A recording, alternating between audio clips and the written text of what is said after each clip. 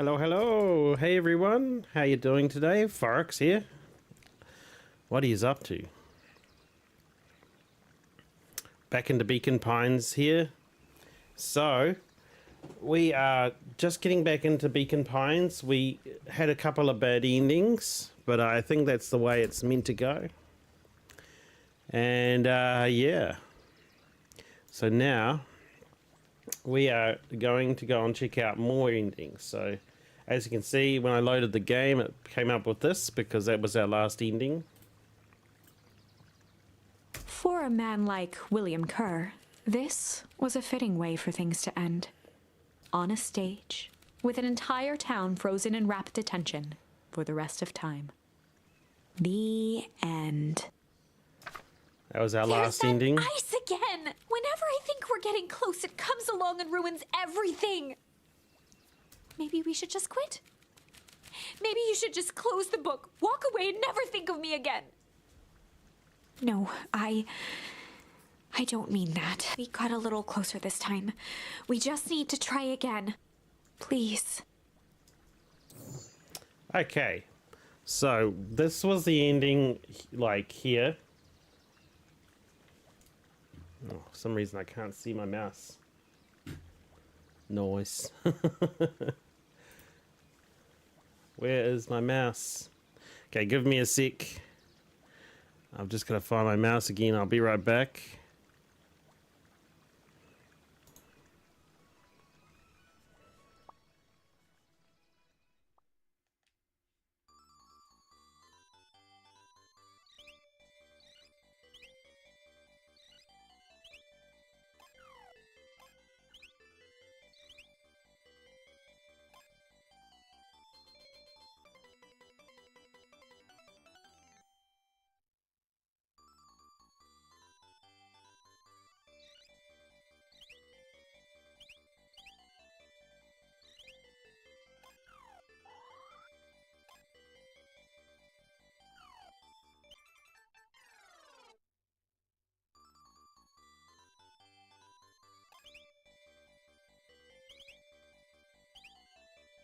I always forget.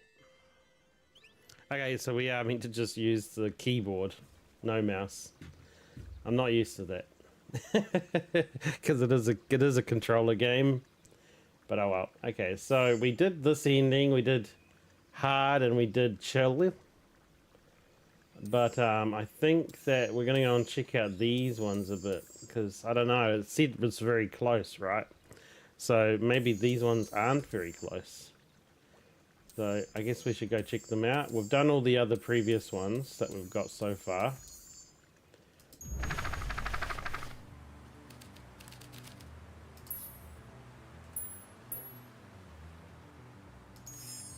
We're going to bust out the tickles. We did this on the previous episode, so we're going to skip to where we left off. The best policy. Luca paused for a moment, catching his breath. He'd only just met Beck, and somehow he already managed to drag her into this mess. Hopefully he could make it up to her, but finding Rollo was his primary concern. Okay. Luca, what the hell are you doing here? And why did a kid with grey hair just run past us in panic? Roxy and Fitz looked drained. It was clear they'd spent all day searching. That's Beck. I don't care who that is. What happened? Oh yeah, because Beck got splashed with the goo. We were just helping look for Rollo. Luca, you need to start telling me the truth. Roxy's temper could often be dismissed as the impatience of an older sibling. But this was the most intense Luca had ever seen her. Her eyes were wild and unfocused, looking straight through Luca. We're running out of time. In a torrent of rambled words and tears, Luca broke down. Rollo and I weren't just playing in Weeping Woods yesterday. We're investigating the lights of the old Valentine warehouse. But someone was there in a strange suit. And we hid in the dumpster and it had a heavy bag dropped on us. And I think it was a body. And so we ran, but we got split up. And I ran home. and it's all my fault. And now my best friend may never come back. Oh. He's blaming himself.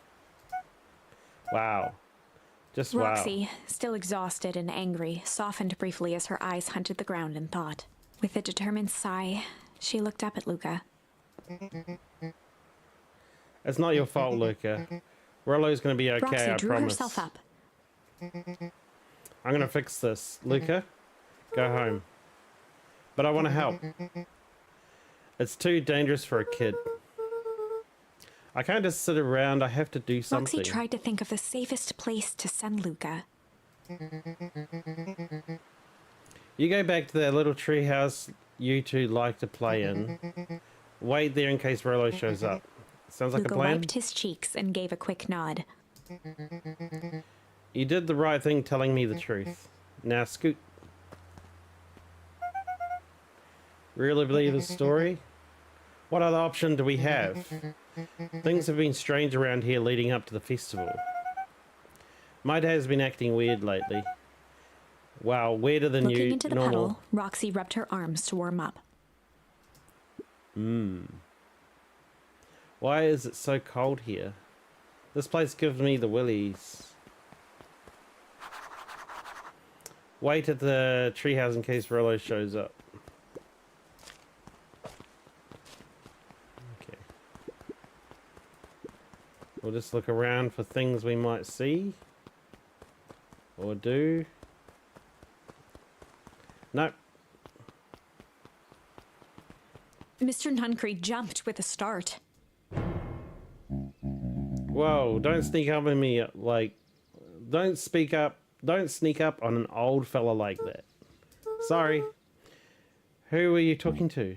What? Luca motioned to the phone booth. Oh no, I was just checking because I thought I heard it ring. The dang thing never does, of course. Yeah, I've never seen anyone use it, really. The whole thing's a waste of money, if you ask me. Any word from Rollo yet? Not yet. Long time for a boy to lose his way. Rollo knows those woods too well to get lost. I suppose you're right.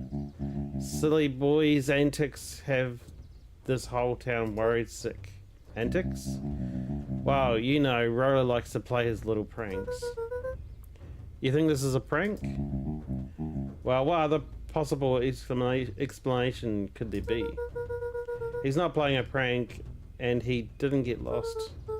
Someone took him, I know it. How do you know that? Unless... Luca, is there something else that you know? Mr. Nuncreed gently placed one of his substantial hands on Luca's shoulder. Dang it, boy, if there's something you know, something that could help your friend, you need to tell folks.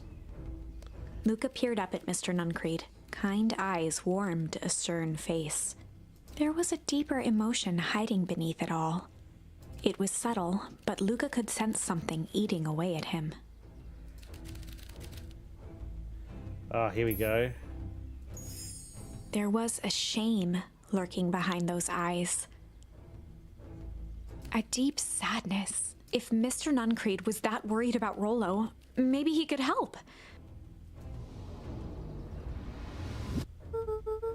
Yesterday, Rollo and I were messing around at the old Valentine warehouse. Mr. Nuncreed raised an eyebrow. Both of you? You were with Rollo when he went missing? Not exactly. I was hiding in the dumpster. The dumpster? What were you doing in there? At first we were just looking around, then someone in a strange yellow suit came and dumped something on us. We both got scared and ran. That was the last time I saw him. You got scared by some garbage? Well, that's why you don't go skulking in someone's dumpster. But it was garbage. I think it was a body. I'm sure it was just some trash. No, there was a name tag, and it said Deep Engineering. Mr. Nuncreed's shoulders slumped. I wish you wouldn't have said that. A deep sigh bellowed from his chest. Why did you have to? I tried, Luca. God knows I tried to keep you safe. Luca attempted to take a step back, but Nuncreed's hand clamped down on his shoulder. So he's probably the guy that, like, kidnapped him. Hey, Crystal, how you doing? But you, Van Horns, just can't help yourselves, can you? You were all so close to done with this. With a firm shove, Nuncreed manhandled Luca into the phone booth. What are you doing? It's out of my The door hands latched now. shut with a mechanical hiss.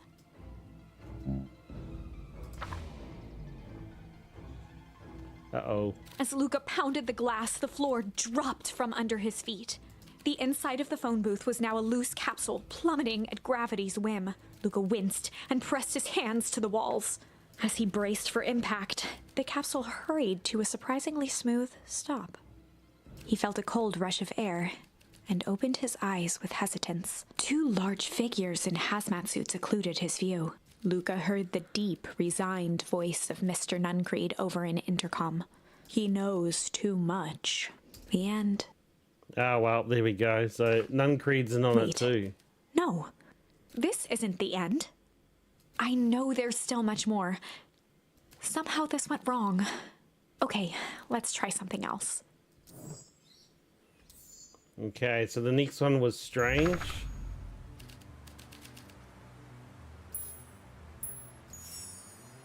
And we can skip Chapter to where we 4. left off. Our harvest awaits. This is the opposite ending. Instead of the friend getting splashed with the goo and dyeing her hair, they pushed the bully into it. Luca took a deep breath and gingerly opened the door, steeling himself for Gran's wrath.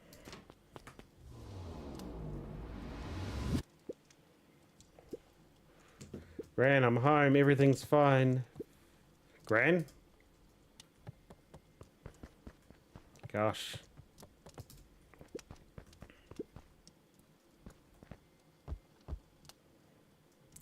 He can chill. I like how he does that little slide off it. It's so cool. It's very cute. Okay, I guess we gotta look for Gran. Gran? I know I wasn't supposed to go anywhere. I was just helping look for Rolo. No Gran here. A book. A garden. Interesting, wow. He trusted the wrong person, yeah. Well, that's the thing. I suspected it would be something like that. Roxy came over, she was worried about him. So I figured you wouldn't mind if I helped look for him.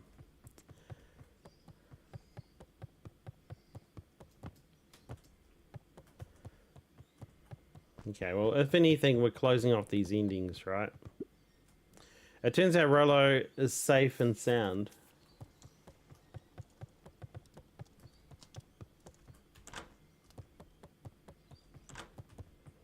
Now maybe we just go to bed. Luca was alone. The house was empty. So Gran's not back yet. I guess that's a good thing. Nothing to do but sleep, I guess. Luca was sitting by the pond, listening to small waves lap against a rock. His father sat in a folding chair in front of him. Without turning, he spoke. "Why don't you grab me some nice bait?" "Sure thing, Dad." Luca hopped over to the tackle box and popped open the lid. Inside was a rolling, buzzing mass. "We're fishing with bees?" Luca's father gave a warm chuckle. "Well, you catch more fish with bees than honey. Pick us out a good one." Luca closed his eyes and plucked out a bee. He could feel its wings struggle between his finger and thumb. Holding it at arm's length, he hurried over. His father deftly baited the hook and examined his work. "Interesting choice." With a practiced flick of the wrist, the line buzzed in a graceful arc. The water accepted it without a splash or ripple. "The wrong choice. But I respect it." The pond began to freeze over. "Sometimes we gotta make the wrong choice before we can make it right." Pallid ice propagated across the still surface with an alarming speed. Luca scrambled back as the ground beneath him turned cold. "Dad, I don't understand." Sorry, kiddo. Understanding isn't always part of the deal. The relentless ice shot through the fishing line toward his father. Dad, look out! His father casually wound the reel. None of it's your fault, you know. Never was. Dad, we have to go! Luca grabbed his father's shoulders, trying to pull him away. Please, you have to run! The ice crackled as it spread across his father's hands. That's the thing about fishing, Luca. His chest began to crystallize. You toss your hook in, and you never know what you're gonna pull out. A shock of searing cold ran up Luca's arms. He gave one last desperate tug. The chair tipped backwards in a single frozen mass. Luca tried to stop the momentum, but it was too late. He watched the icy form of his father slam into the hard ground, shattering into 1,000 pieces. Dad, I don't understand. What does all this mean? The gentle rustle of leaves was the only reply. Not a bad dream.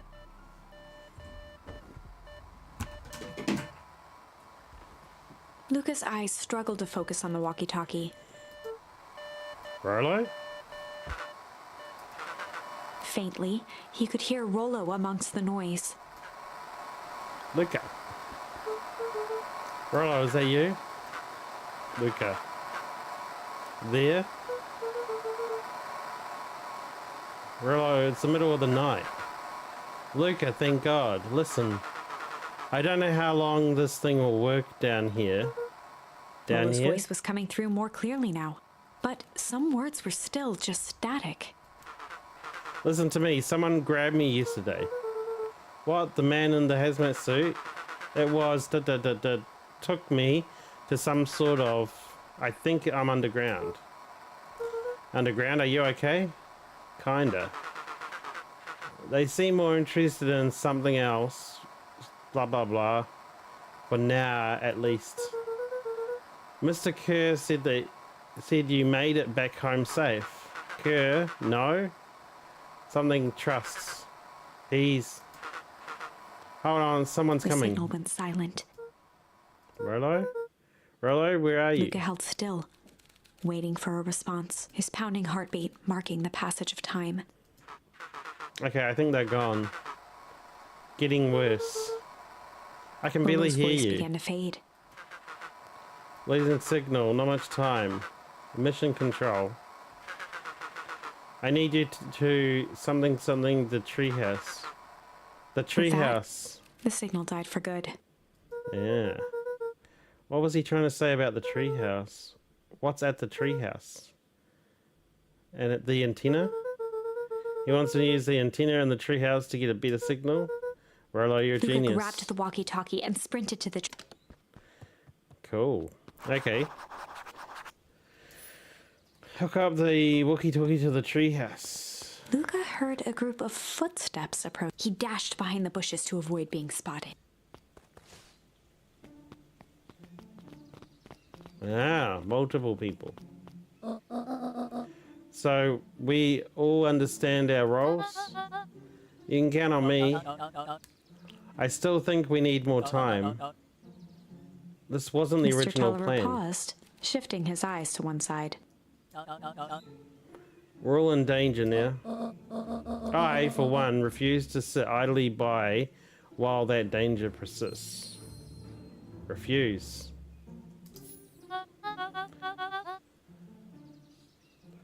Hiram, you just keep your wits about Mr. you. Tolliver took one long, quiet breath. You're right. You can count on me. I just wish that we could have made a deal with the heiress Valentine. Her resources would have still come in handy. As I said, I had no time to contact her after your call this morning. Plans change. How's Luca holding up? He's fine. We shouldn't lose sight of the fact that this is all... I know very well what all of this is for.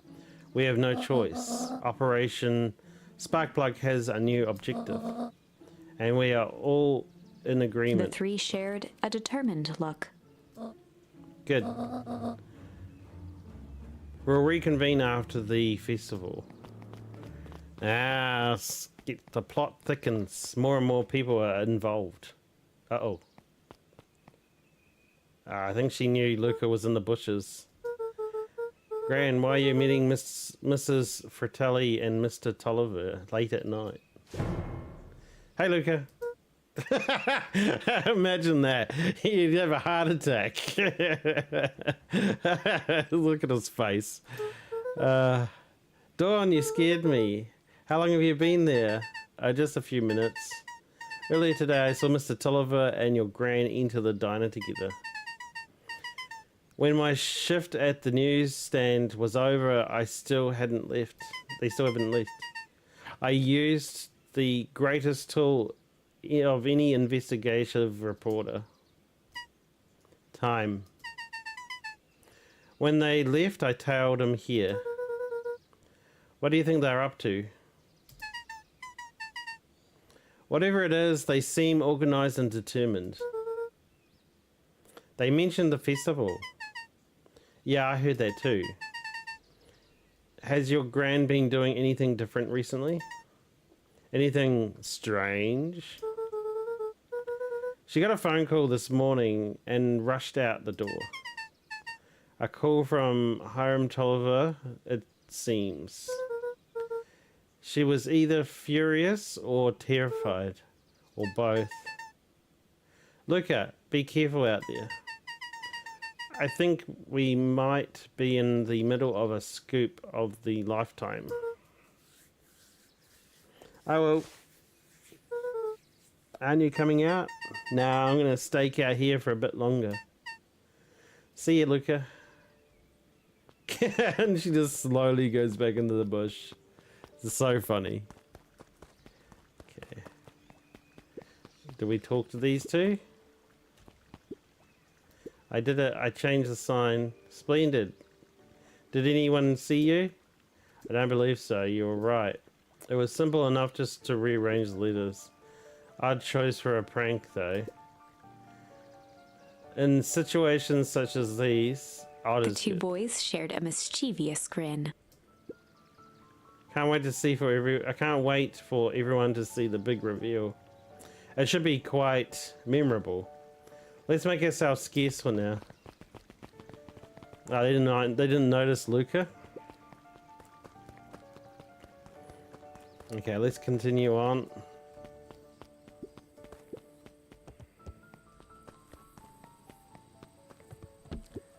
Okay. Hook up the walkie-talkie to the treehouse. Rolo, are you there?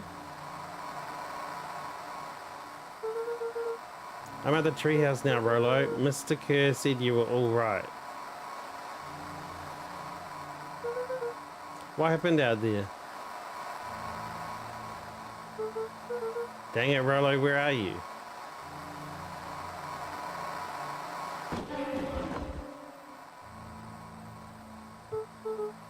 Who's Luca there? could only see a cloaked shape behind the rocket. I've got weapons in here, so you'd better come He out right strained now. to hear as a muffled voice began. Weapons. How could you hurt something that's already Fear dead? gripped Luca's throat. Who are you? What? You don't recognize me? I guess I don't even recognize Luca myself stared at the anymore. ground for a moment, trying to place the dampened voice. It must be the bully, The figure right? shifted slowly from behind the rocket, revealing itself to Luca. I'm a monster. And now they'll hunt me like the beast I am. Iggy? Luca reached over empathetically. Iggy's tone jolted to dejected anger. Don't touch me. This is all your fault. Luca slumped to the ground, overwhelmed by guilt. I'm so sorry. I didn't mean to. I lost control. So you can control yourself for a second, and I get to be like this forever. There must be a way to fix this. Oh, you're gonna be my savior? Perfect little Lucas saves the day. with his positive attitude and power of friendship. None of this matters, there's no time. They're after me. They chased me through the weeping wood. I only came here to hide. Hide from who? Who's after you? Luca! Rollo? It's not safe, Luca. Rollo, where are you? The treehouse. I'm at the treehouse, Rollo. Where are you? No, Luca, the treehouse isn't safe. They said they were going to go to the treehouse. I was trying to tell you to stay away from the treehouse. Who said they're going to the treehouse? The clipboards. What'd I tell you? Those perennial harvest wackadoos are after me. They've been chasing me, yelling questions at me. What sort of questions? They were saying the same stuff as they always do, but it's different now. Less asking, more threatening. We're gonna figure this out, Iggy. Yeah, well, thanks. Hello? Is anyone present in this... what? A burial domicile? Wow. How do you use those words? Crap, they found me. Lucas, what's happening? Don't panic. You stay here and I'll see what they want. Wow. They're like clones. Hello, Mr. Van Horn. We'd love to hear your thoughts. Do you have any time for an informal chat? Will be brief. Your time is valuable to us. Be down in a second, of course. We have a problem. Luca, you gotta get out of there. Who's out there? Is it them? Yeah, it's the clipboards. A bunch of them. How many? Maybe all of them. And yeah, you're right.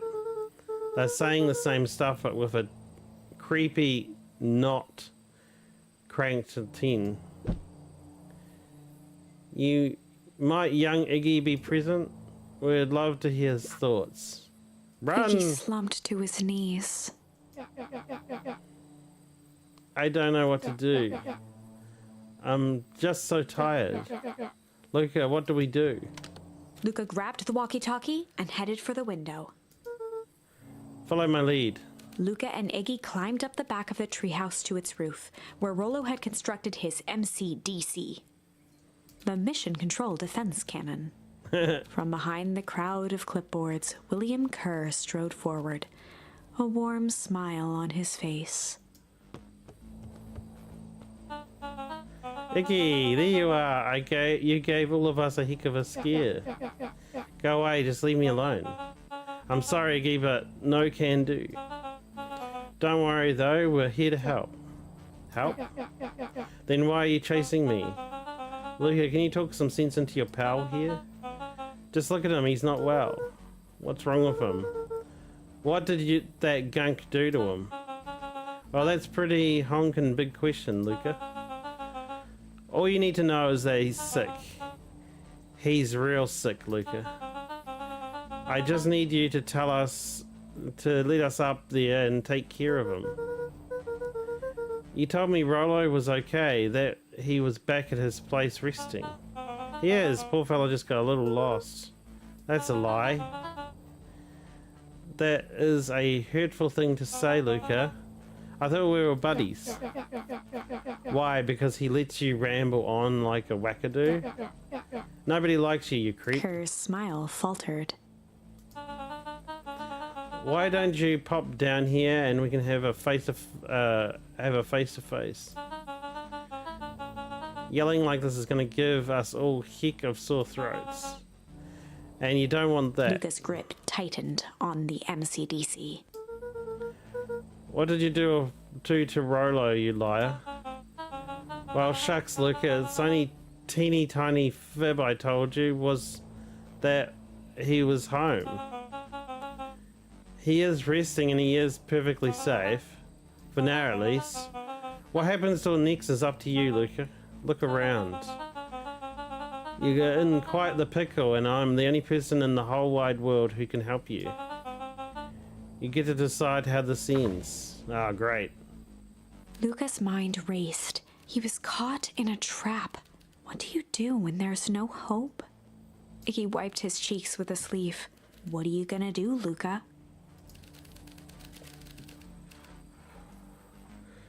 Luca drew himself up and decided to take the only option he had left. Fight or flight.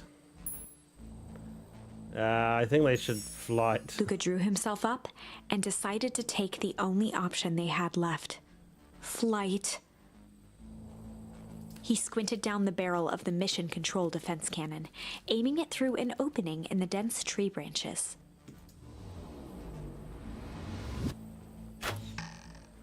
He looked up with surprise as it struck true and taut. Wow, I can't believe that actually worked. Hey, Mr. Kerr, we'd love to hear your thoughts, but I'm afraid we have places to be. Come on, Iggy. See ya, jerks. Fine. We all know where that leads them. This way we'll take the tunnels.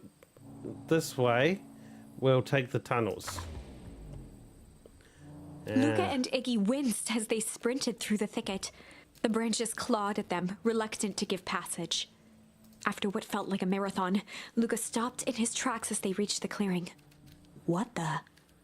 That was all he was able to say before Iggy slammed into his back. The boys tumbled down a steep decline and crashed with a wheezing thud on a surface as hard as ice. In fact, it was ice. Chapter 5. Signs. They stood silently, catching their breath. The sky was like sapphire. With each breath, a plume of steam escaped from Luca's lungs. Let's keep moving. Luca pulled Iggy to his feet as they gazed across a snowy terrain. That was actually pretty badass. Huh? I think we lost him. Are we up in the mountains? I don't think so. If anything, we went downhill. Then what's up with all this winter wonderland? All I know is that there's no going back the way we came. Let's see if we can get our bearings. Follow me.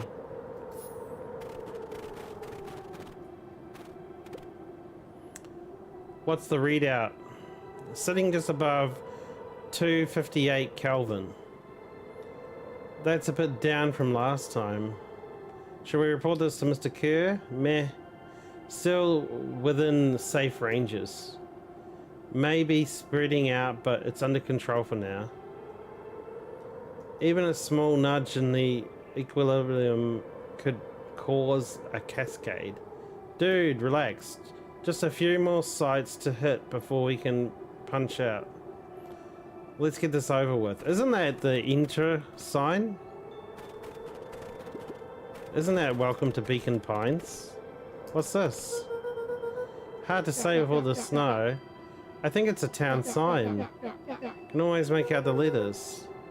What town could this even be? Could this be another town in deep into the Weeping Woods? I'm looking at the evidence that is the contrary. Let's figure out what we've been dealing with here. Step 1, snow's gotta go. I see. What can I do? Well, is there something we can pick up?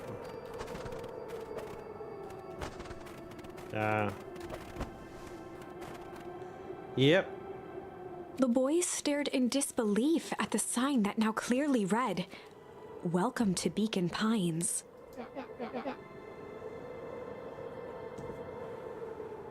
This doesn't make any sense. We're in Beacon Pines. How's that possible? We ran away from town. How did we get back here? I guess we got turned around. Where did all the snow come from? Well, it's been colder than normal lately.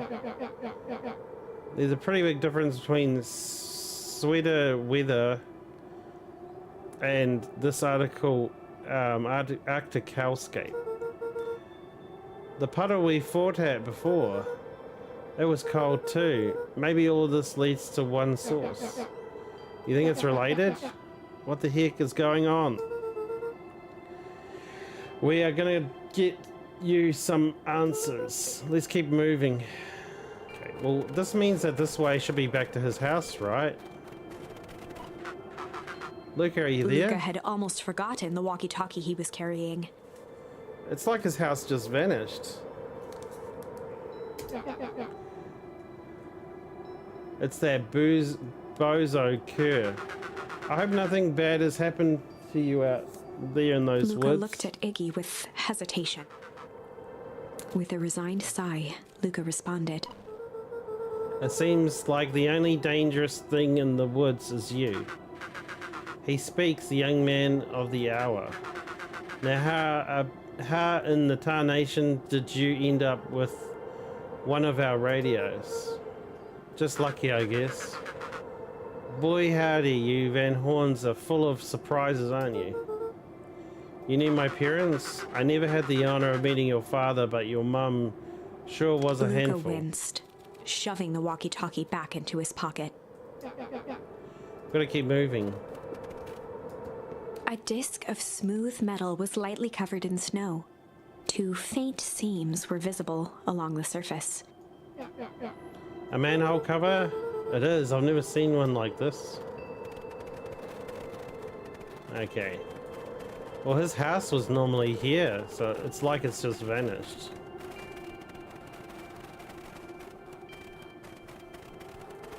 It's almost like a totally different world. The buildings are missing.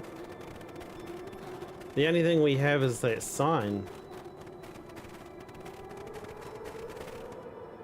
That's where the treehouse would have been. Isn't The that fencing weird? glistened, each chain link encapsulated with a translucent layer of ice. Looks like the stuff they put up around the Weeping Wood. The stuff who put up? I don't know.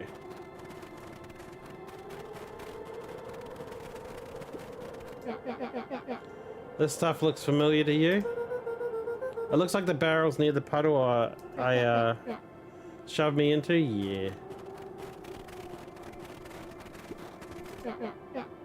It's all Looking down at the frozen. frozen stream, Luca could faintly see a school of minnows encased in the ice. Whatever happened here, it happened fast. The fish didn't even have time to run. Or, you know, swim run. Well, that's the house, and that's the... The crunching of footsteps trailing Luca went hush. He looked back to see Iggy's face twisted with confusion. Everyone's gone. What? There's nothing here but more snow. There must be an explanation for all this. We have to keep looking. You can look all you want. I quit. Iggy, we have to keep going. You don't get it, do you? This isn't one of your pathetic Hank Atomic stories. We aren't going to save the day. We aren't even going to save ourselves. My face is mangled, the town is destroyed, and everything we've ever known is gone. We don't know that. You can't just quit. Do whatever you want. I'm done. Iggy, it's going to be okay. Luca peered upward at the darkening sky. He let out a long, foggy breath. Faintly, Iggy began to cry. Seeing Iggy in such a pathetic state gave Luca a sense of compassion, and more than a little guilt. It's getting pretty late, I think. Probably not a good idea to stumble around in the dark anyway. Luca allowed himself to collapse next to Iggy. Let's just The rest for a boys huddled bit. together for warmth and comfort. If not for exhaustion, their minds would be racing, trying to make sense of the events of the day. As it was, all they had energy for was to sit in silence, numb.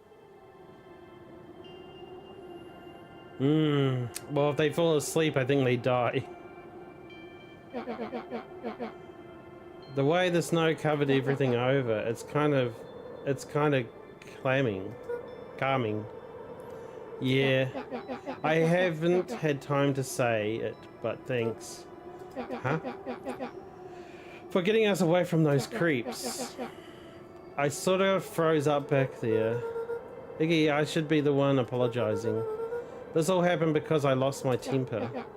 Nah, it's all bull hockey. First of all, you didn't know what that gunk would do. You didn't, right? Of course not. And second, stop with this villainy of losing your temper. But I did lose my Iggy temper. motioned sarcastically to his half-deformed face. Obviously. But that's exactly what you should have done. Huh? I was being a horse's ass. You were supposed to be a horse's ass in response. That's how it works. Iggy, I'm having a hard time following. You wanted me to fight you? Of course. Jeez, you goody-goody types take forever to understand this very basic point.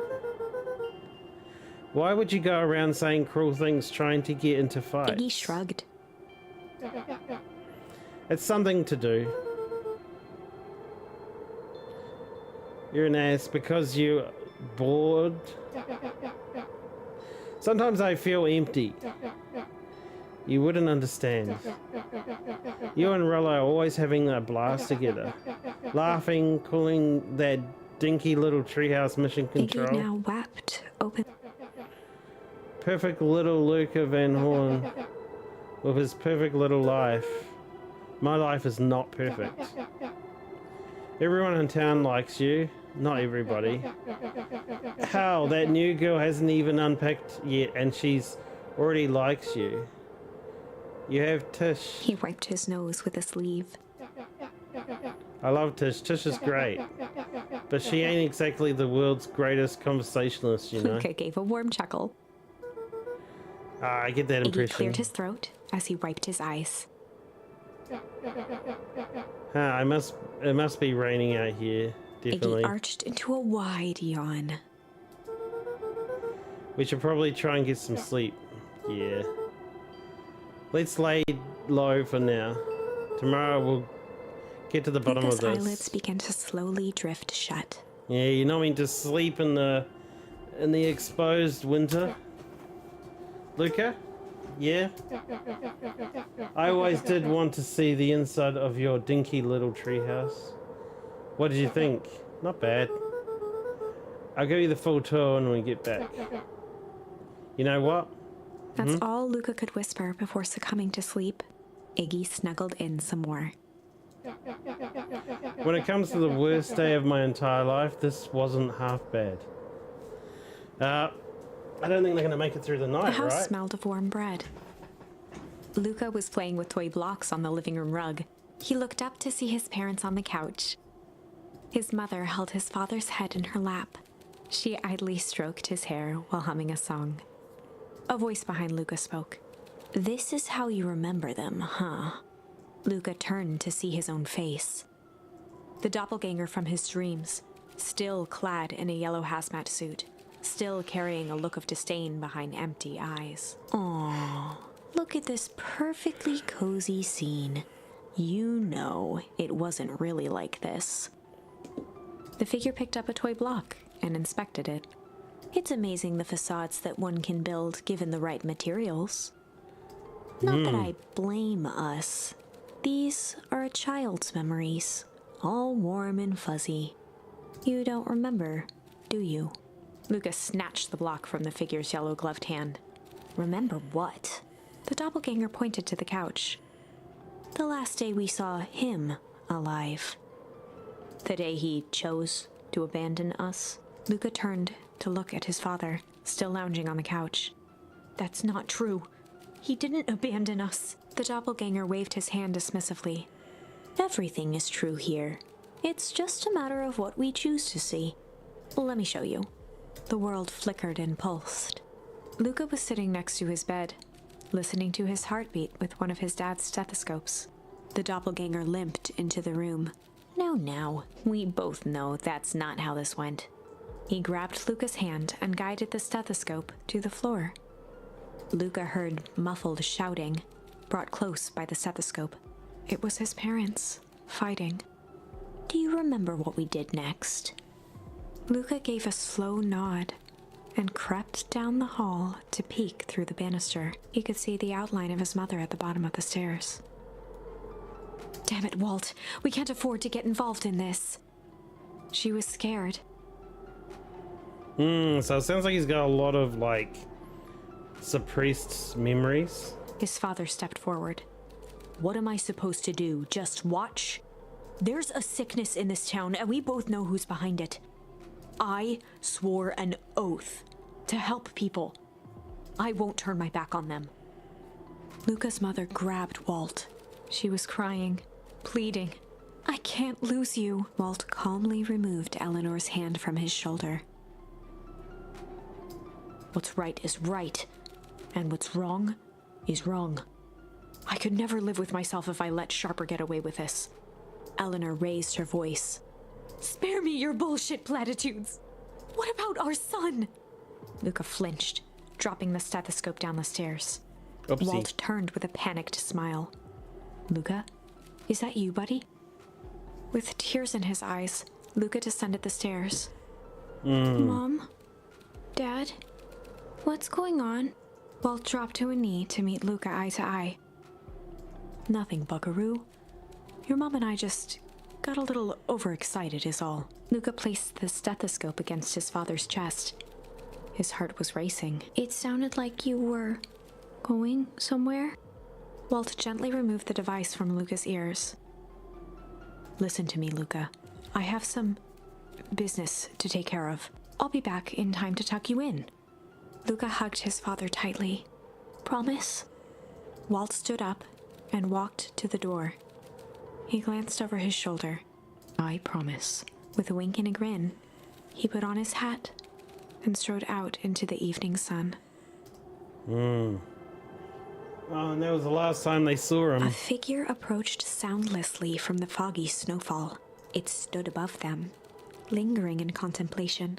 Slowly raising one hand above Iggy, it snapped out 2 brisk raps on his head. From a deep slumber, Iggy sprang up defensively.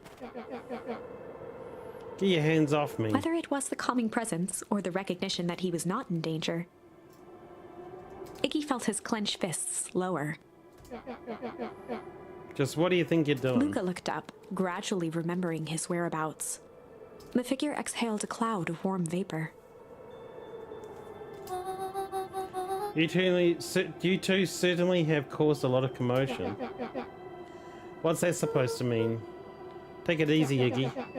We were asleep, minding our own business. You're the one running around knocking on people's heads. I'm sorry if I hurt you, Iggy. You didn't hurt nobody. Anybody. Huh? Oh, I see.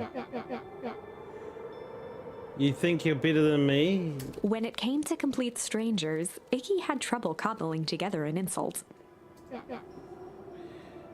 You big-headed, scarf-neck furball? Okay, let's lower the temperature a bit here. Interesting choice of words.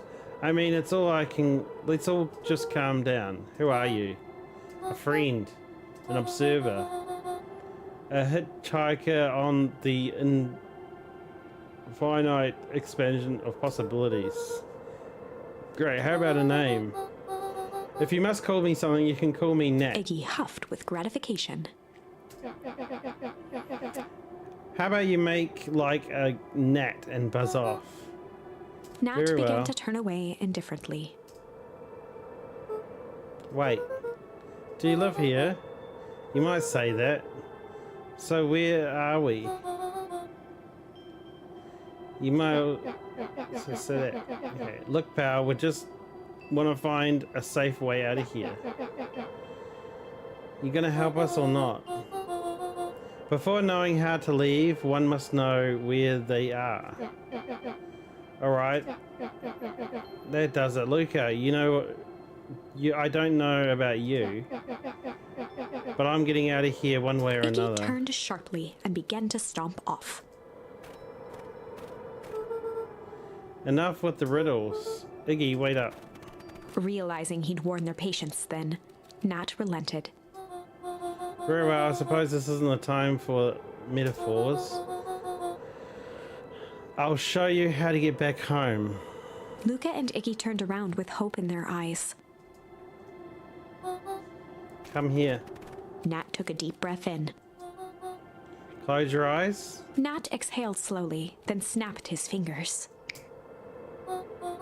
Okay, open For a them. brief moment, Luca and Iggy let themselves believe that some great magic was about to unfold, until they opened their eyes and found themselves in the exact same place, cold and disheartened. This is your home. This is Beacon Pines. Look, Nat, we don't know how we got here. Maybe we stumbled through some time travel gate in the Weeping Woods. Or we teleported to some alternate universe. Or this is some cruel experiment by Kerr and his goons. But this is not our home. You're inches closer to the truth. Alas, the reality is much less fanciful. Just give it to us straight. So be it. As I said, this is Beacon Pines, the original true Beacon Pines. Yeah, I was going to say, the building there that had the company looks like it's a different building, so it must be in the past. You both grew up here, but the town you've called home for the past several years is a replica. A remarkable achievement of engineering, to be fair. But a replica nonetheless. That's impossible. It's too much work. You'd need a whole town to replicate a whole town.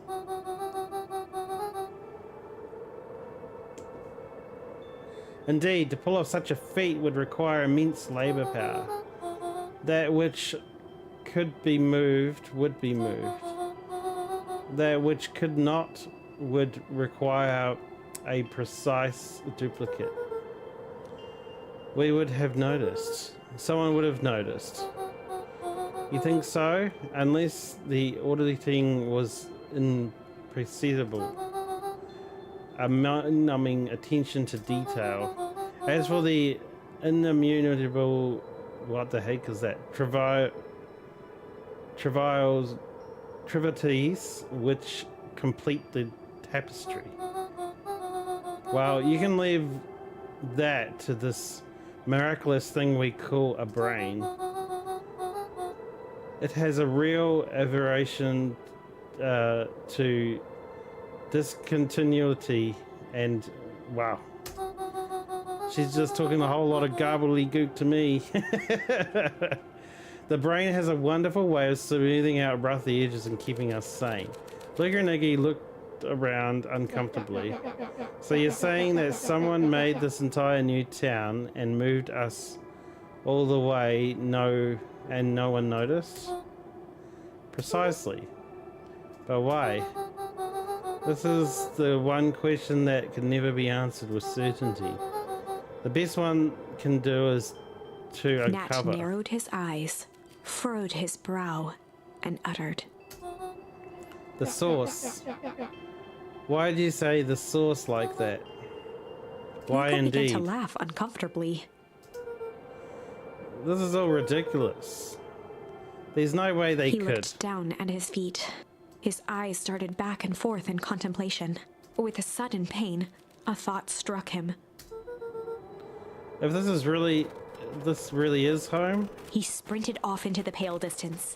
As Iggy turned to follow, Nat called out, Iggy, it's not too late to turn back. Simply head west through the Weeping Wood. Yeah. Chapter 6. The Source. Nat expressed his sympathy with a shrug and sauntered off as unassumingly as he'd arrived. He'd given Luca and Iggy what they needed, and nothing more. As Luca sprinted across the snow, the events of the past few days became clearer, pieces to a larger puzzle. Rollo said he was underground somewhere, captured. Mr. Kerr tried to cover it up with lies. The clipboards were hell-bent on capturing Iggy. It all seemed to point to perennial harvest.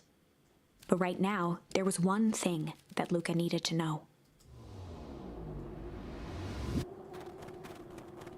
Luca stopped dead in his tracks. The tree was gone, uprooted and moved, leaving a raw gash in the earth. He dropped to his knees and dug wildly at the cold snow. His numb hands hit something hard, a headstone. A dry whisper escaped Luca's lips. You're here. All this time I thought I was visiting you. But you've been here, alone in the snow. Dad, I'm so sorry. I ruined your favorite spot in the world. Our favorite spot in the world. Dad, what do I do? There was no reply, just snow-covered silence. Why did you give me the slip like that? What if I couldn't follow you, you jerk? Iggy finally noticed the tears welling in Luca's eyes and the snow-covered grave. Oh. Iggy, they stole his tree, Iggy. Yikes. Suddenly, they heard the crunch of approaching footsteps in the snow. We gotta hide. K, 259K.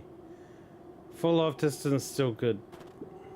Dude, did you hear me? I said 259, sorry. You ever think about what we did here? We saved a whole town of people. Doesn't feel like it sometimes. What about everything we left behind? That's a grave of someone with a family.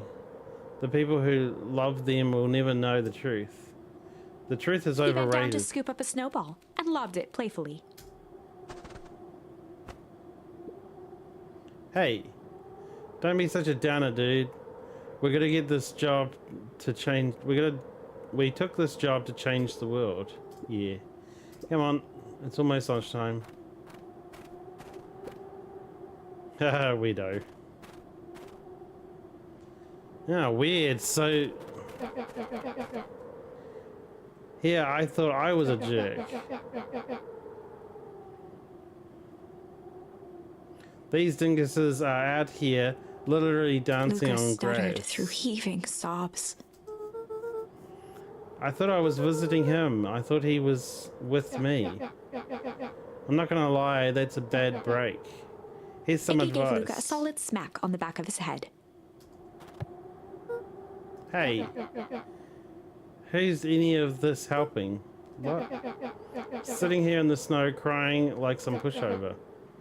Who you helping? Iggy, look what they did. They lied to everyone. Blah, blah, blah. Luca Van Horn, you're a lot of things, but you ain't no pushover.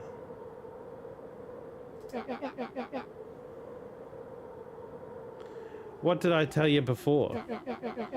When some jerk comes at you acting like a horse's ass, I should stand up for myself. Hell yeah. Kerr and his merry little band of clipboards pulled off this switcheroo for a reason, right? Nat mentioned something about a Luca source. wiped his eyes with a sleeve. Whatever's at the source must be awfully valuable to perennial harvests. Sure would be a shame if something unfortunate were to happen to their precious source, wouldn't it? What do you have in mind? It's small enough to steal, we'll snatch it. If it's too big to snatch, we'll smash it.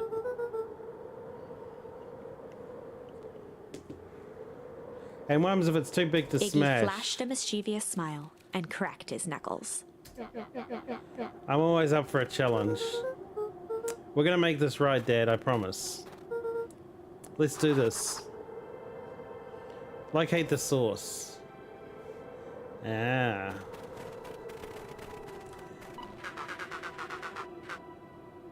It can get awfully cold out there in the wood, Luca. Probably best for you two to stay put and conserve your energy. Help's on the way. Where's Rolo? Where's my mum? Did you kill her? Oh heavens, no. Do I seem like a killer Iggy to and you? Luca shared a skeptical look. Well, do I? Oh, shucks. Now that hurts my feelings. Screw that guy. Yeah, well, his dad died somehow, right?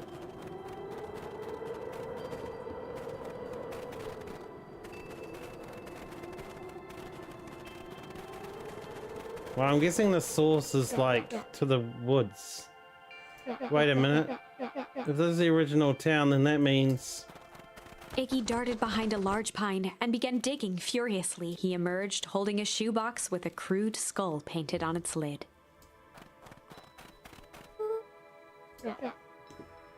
What's that? Long story. So a few years back, I came to possession of some premium grade fireworks. Not the wimpy firecracker stuff they give kids. The good stuff. So what did you bury under the tree? That was the long past of the story.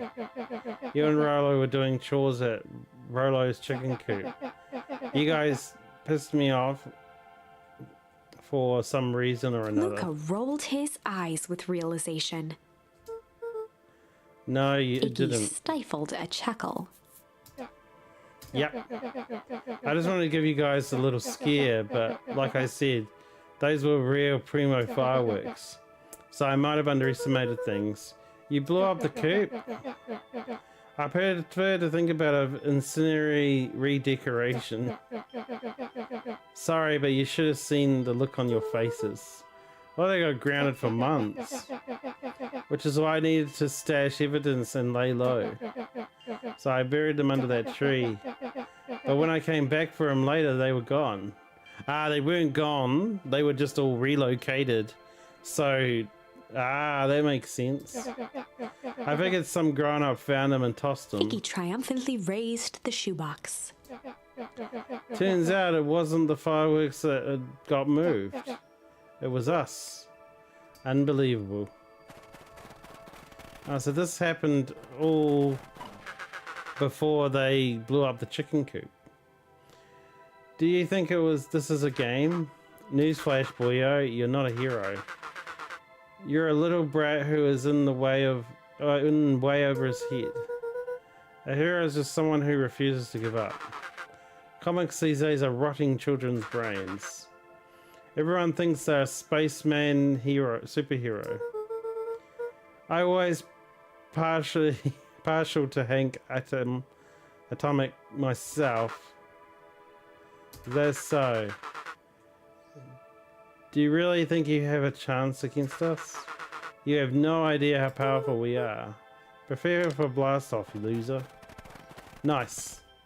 Wow, this seems like a crazy story.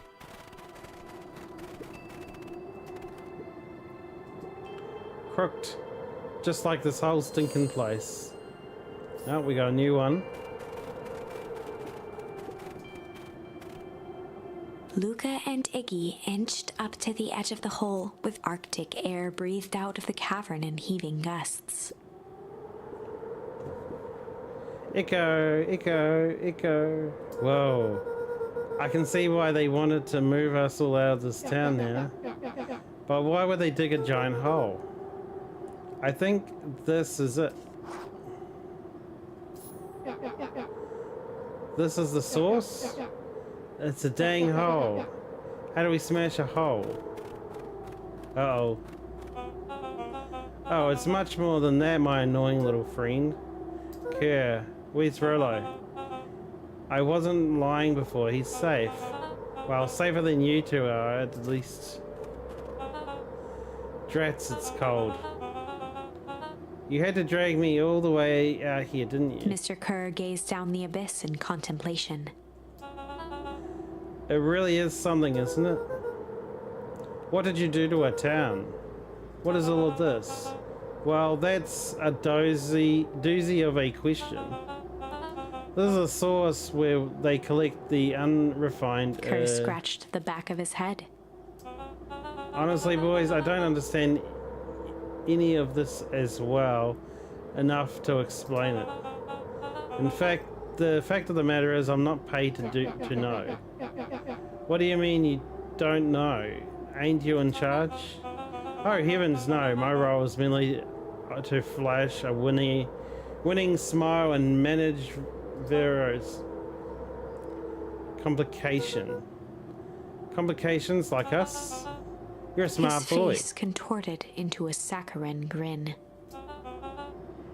It really is nothing personal. Some people are destined to strive for greatness, and others are simply obstacles along the way. It seems like you were destined to be a creepy lackey. The point is that we all play our part in life. Mine just happens to be the lead in a role of a lifetime. And you happen to be the extras ready for your curtain call. We aren't giving up without a fight. Your smile is going to be not going to be so winning after we're done with you. Now boys, there's no need for melodrama. This makes even a professional such as myself embarrassed for you. Let's change the mood a bit. Snapped his finger. Scene change. There, that's better. Deal with them. Iggy turned to Luca with a sly glance. Why are you smirking? Because I have a box full of fireworks and you don't. Iggy waved the box into the air, threatening to drop it down the hole. Stop! Let's not do something regrettable. Joke's on you, regret is my specialty. Out of curiosity, what would happen if I threw these in your precious hole? Nothing at all? You're a terrible liar. I'll have you know, I'm an exceptional liar. Bup, that's far enough. Iggy plucked a single bottle rocket from the box and held it up with reverence. Stop, you fool. Call off your goons. After a long pause, Mr. Kerr flung up his hand with frustration. Very well. You all can head back for the night. It's been a long day. I'll end these two from here. Mr. Kerr sighed into the frigid air. It's just us now, Iggy. You can put that down. What, like this? With a nonchalant flick, Iggy tossed the firework into the hole.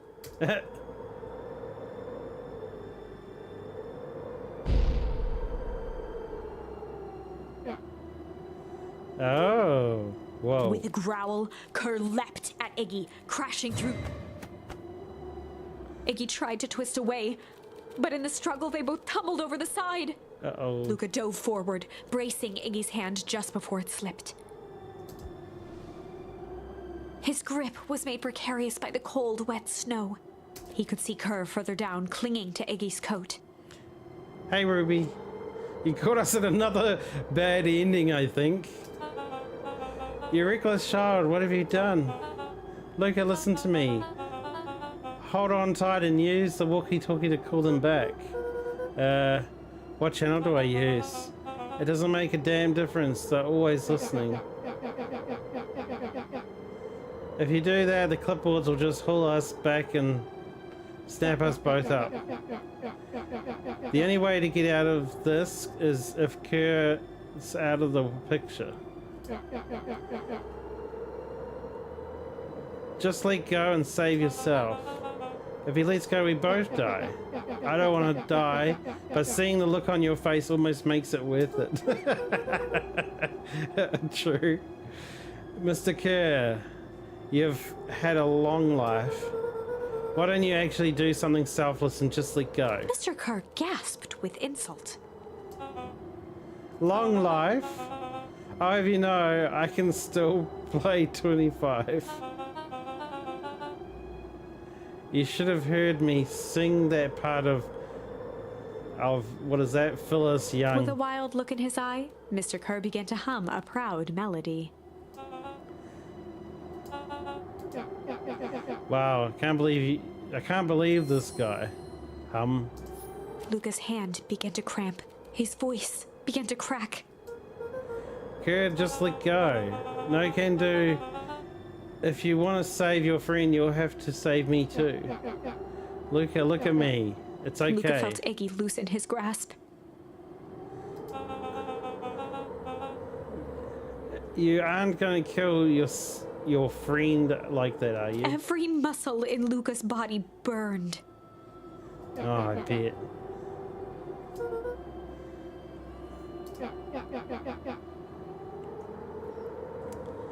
Nah, just a no good bully. Like you, Kerr. Iggy, no! Luca felt his hand slipping.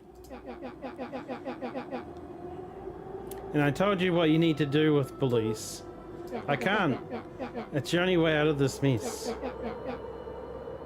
Two birds with one stone. Makes sense for us to fall together. Wackadoos travel in packs. A calm settled over Iggy's face. Luca, let me do this. Iggy's voice was colder than the bitter air billowing from the chasm. Let me do the right thing for once. Aww. What do we do? Refuse. Luca had no choice but to refuse Iggy's request. He tightened his grip and reached for the walkie-talkie in his pocket. A wild delight crept onto Mr. Kerr's face. That's a good lad. Now, radio for help. Iggy begged Luca with his eyes one last time, but Luca pressed the button and called. We need help. Mr. Kerr is in danger. It wasn't long before they were once again surrounded by clipboards. Mr. Kerr sighed with relieved frustration. There you are. You really are a worthless lot, aren't you? Mirror, now. A clipboard dutifully produced an ornate ivory hand mirror, and Mr. Kerr began preening his tousled hair. Ah, that's better. Mr. Van Horn, I applaud your sharp thinking under duress. I'll put in a good word for you with the founder. Take them away. A swarm of hands overpowered Luca. The last thing he saw before a cloth bag was pulled over his head was the defeated look on Iggy's face. Oh. The end. I think this was one of those times where doing the right thing was the wrong thing. Okay, let's try the accept.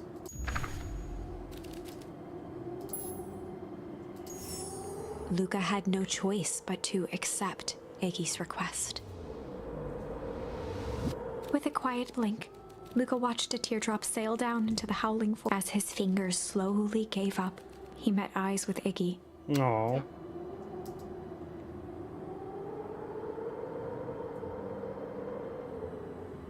The two silhouettes were swallowed by darkness.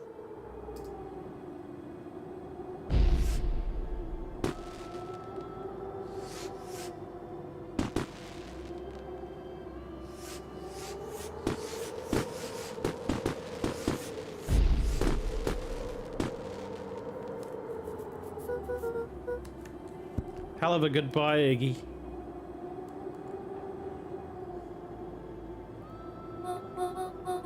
Look, you should really step back. Well, quickly.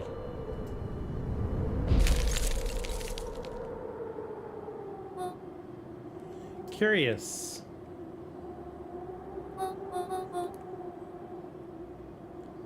But of course, those fireworks of Iggy's must have been just the right amount of energy. We should get out of here before the perennial harvests arrive. Not until you tell me what just happened. Your friend's sacrifice saved this town. For a little while, anyway. How? Tempus liquamine is a... what? Particular substance. It can change the relationship between matter and time itself, but doing so requires unfathomable energy. In a closed system, that energy can only come from its surroundings. A useful side product of this property being by adding precisely the correct amount of energy to it, one can create a cryogenic cascade. So gunk makes things cold and the fireworks made the whole freeze over. That's one way of putting it, yes. As dumb luck would have it, the fireworks weren't strong enough to generate a runaway reaction. I shudder to think what would have happened in that We case. have some idea what that would look like. It will take them a good while to safely break through and access the source again. If you know all of this stuff, why haven't you been helping? I have been in my way. Each of us has a role to play. Iggy's role turns out was to buy us precious time. Mine has been to observe and wait. Wait for what? You. Why me? Why me? Why? What's my role? A fierce twinkle flashed in Nat's eyes. Luca Van Horn, you're going to save the world. Oh. With a chuckle, Nat turned and walked west. Dumbfounded, Luca followed behind him, trudging through the snow. Every step taking him further away from everyone and everything he knew, and closer to destiny. To be continued in Beacon Pines, Pines Harder. Revenge served cold. Second time's a charm? Wait, that's it? This ends with a crummy cliffhanger just when it was getting good? I was even starting to like Iggy. No way. I refuse to be associated with some never-ending parade of sequels. Let's go back and find something more definitive. Okay. So we've done both endings on that one. So this is back at the treehouse before they went into the ice area and found out all that stuff. So we could fight, but I don't think that will end well.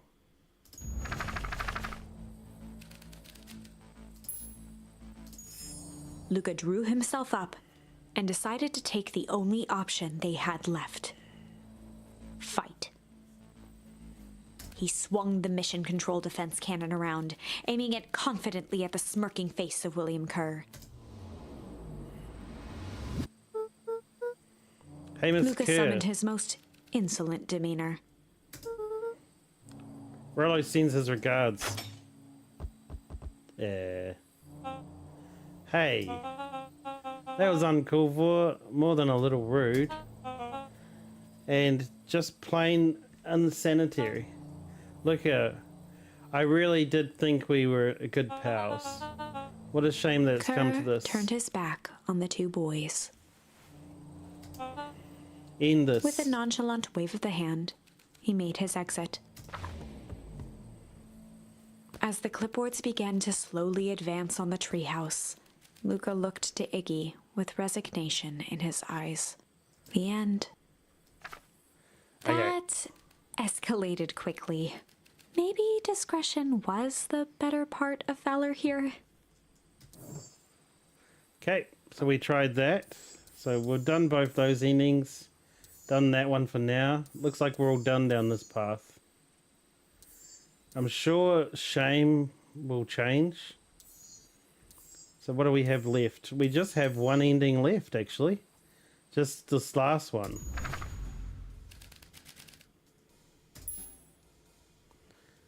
Sly is the only one that we've got left. They'd run the classic good cop, sly cop interrogation. Luca and Rollo ducked behind a barrel, leaving Beck to her task. With a few crisp snaps, she roused Mr. Tolliver. Wow. This is when they kidnapped Mr. Tolliver. When he came down the stairs, they attacked him and they knocked him down and tied him up. This is back before any of this frost thing happened. What's going on here? You're that little Modwell girl. Please call me Beck. Sorry about all this. Mr. Tolliver looked down and shifted a bit, testing his restraints. It seems there's been a mix-up. You see, I'm down here for the same reason you are. Juniper Beck Senior. caught herself before letting the surprise manifest on her face.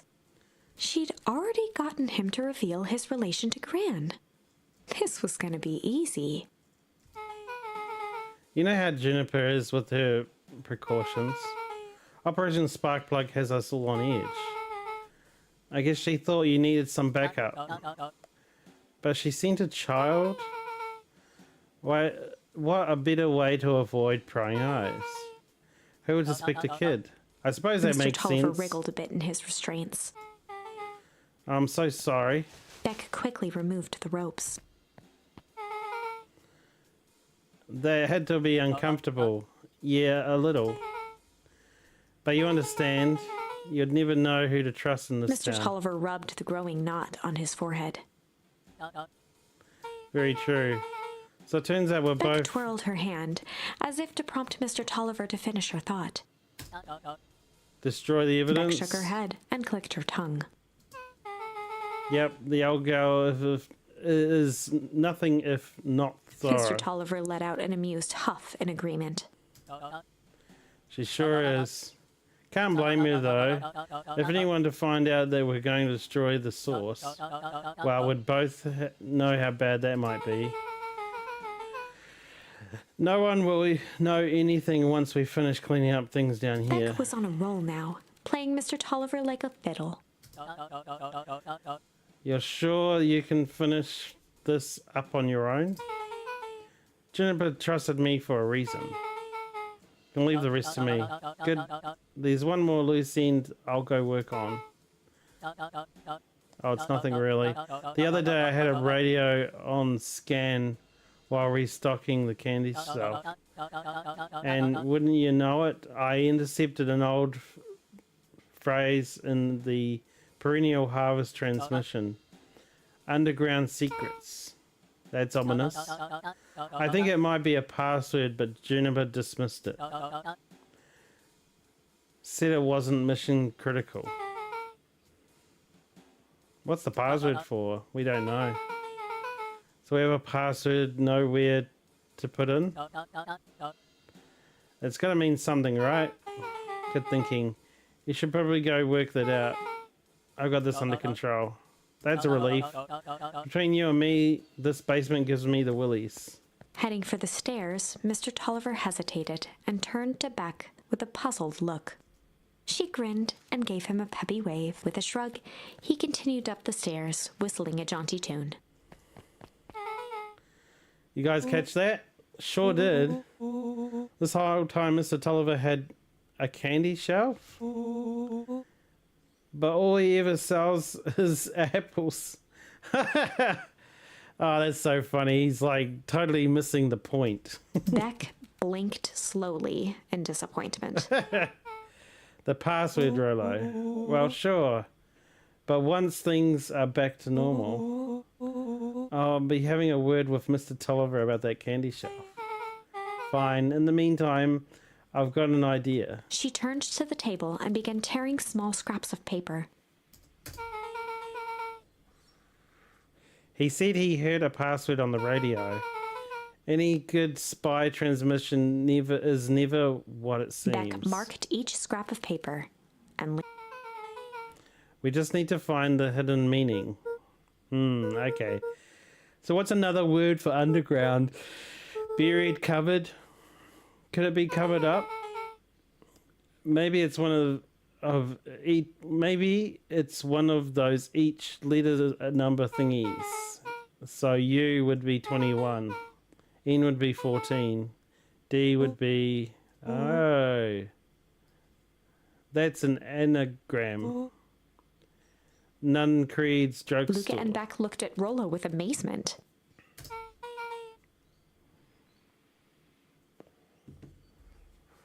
Burlo, that's incredible. Well, it's either that or Creedence Node Rug Store. Yeah, I think you were right the first time. How'd you do that? What can I say? I love cryptos. Well, I guess we know where to go next. Sweet. Investigate Nuncreed's drugstore.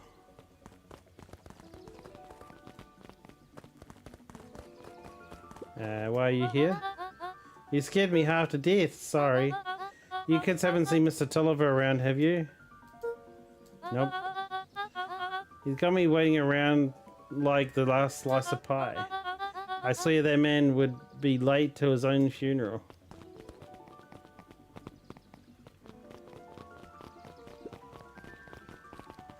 What was that? Oh no, nothing new. We're gonna make sure we keep an eye out for places to investigate to get new emotes, I guess. You're late. Sorry, sister. I was caught up with work. Work? You? I had a few more details to lock down for the festival. Oh, what do you have to report? What is this insipid town festival really about? Gus looked around nervously. I think Mr. Kerr really does just want to do something good for the town. He's actually a pretty nice guy. You should spend some time with him. I didn't pull strings installing you as mayor so that you could make friends. Your job is to help me figure out what Kerr and Perennial Harvest's true intentions are with this town. We have a responsibility. This is our father's town. Was. Excuse me? This was our father's town. He's gone near us, and he isn't coming back. Father left us with nothing but problems. Mr. Kerr came here offering us help. We accepted that help. So does that mean the mayor and the heiress don't actually know about the town copy? It's all under Kerr? We didn't agree to them turning Father's warehouse into a toxic dumping ground. That's just a temporary arrangement. The glow can be seen from our damned backyard. They are dumping nasty little secrets on us. When this is all inevitably goes wrong, who do you think will be blamed? Eris's cry hung in the air. We have a new choice to make now. This town's going to change whether we like it or not. Are we going to choose to be a part of that future? Or be forgotten in the past? That's a shame. Father named you Augustus, but you'll always be a Gus. Good night, Eris. I'll see you at breakfast tomorrow.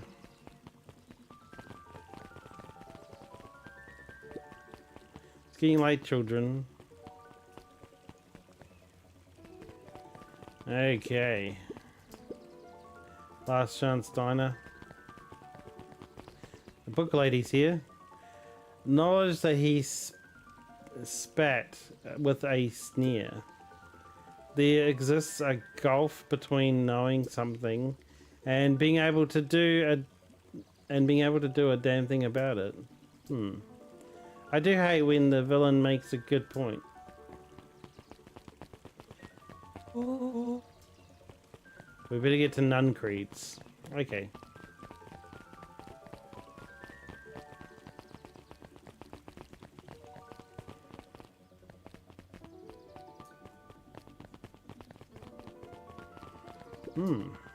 Solomon stood proudly at the entrance to the drugstore, holding a brown bag overflowing with black licorice.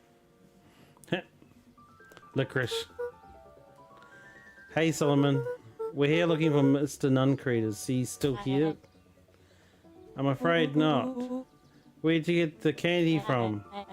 You might say I have an arrangement. Solomon shoveled a surprising amount of licorice into his mouth. Sometimes the small pleasures in life. Though we might not always have family to rely on. Licorice has never let me down. Well, I can't say licorice would be my first choice. But whatever floats your boat. You can tell a lot about a person by their choice of confections. Oh, yeah, I guess. Like sour gobs. I'm certain you do. I always wondered why Mr. Nuncreed kept licorice in the stock. You must eat enough of it to make it worthwhile. There are many ways to earn loyalty. For some, it's easy as cold hard cash. That's true. Well, he's right, it's locked. There's got to be more clues. Okay, let's see.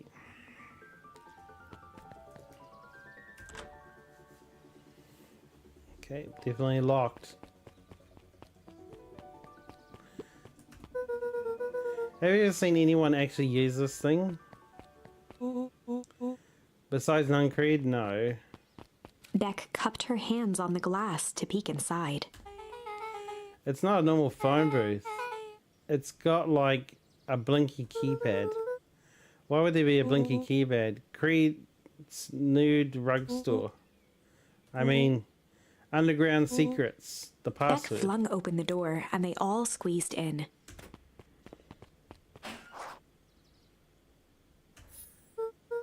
Alright, let's see Luca here. cracked his knuckles and entered the letters into the keypad. Underground secrets. Sounds like that did something. Great, now what? I guess we... The inside of the phone booth dropped loose from its shell.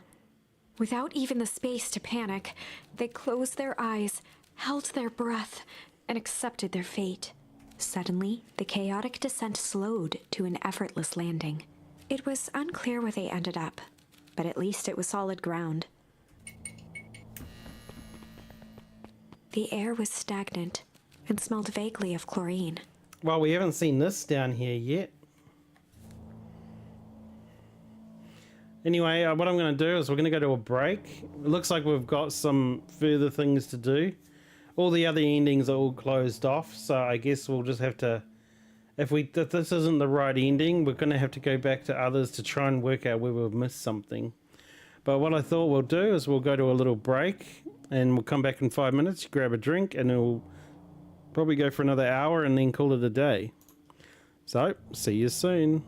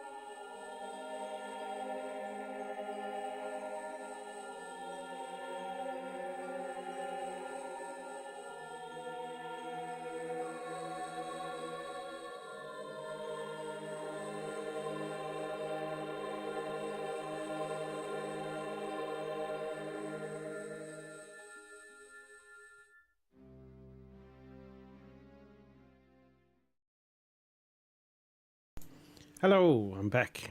So, what do you guys think of the story so far? Like, I like that they've got lots of different possibilities, and you get to see the wrong and right possibilities, and it's cool. I do like the idea of it, but it does feel a bit like sad because we get to know a character and then that ending is bad.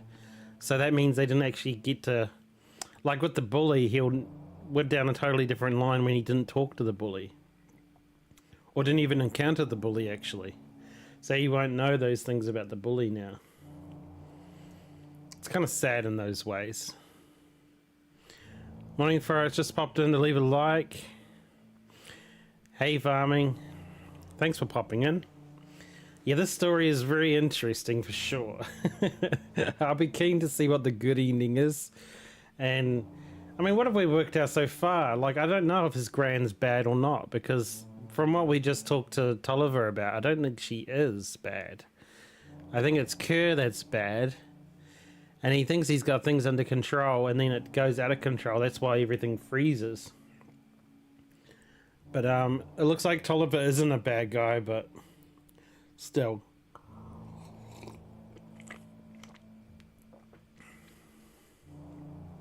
Okay, so let's continue on. Yeah, you're enjoying it, Crystal? Oh, I'm good, good. I'm glad. It's a real interesting story, but like, yeah. So the air was stagnant and smelled vaguely of chlorine. I knew it. You knew that there was a secret hub full of like strange tubes under the phone booth. Of course I did. I didn't say that. Didn't I say that? No. I definitely thought it. Luca, you should remember when I said how cool would it be if the trans-dimensional conduits of Hank Atomic Issue 12 were real.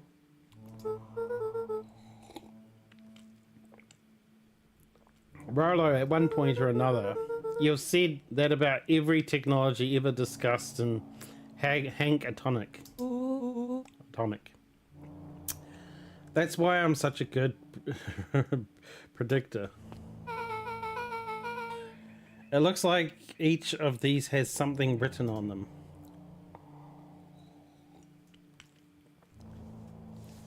Okay, let's check the room, make sure there's nothing else interesting.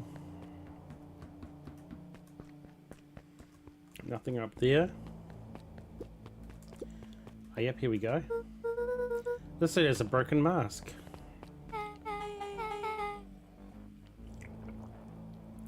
So we found our mystery warehouse creeper. At least we found the hazmat suit. If it walks like a nun-creed and talks like a nun-creed, let's not jump to conclusions. Just saying. Valentine fertilizer warehouse.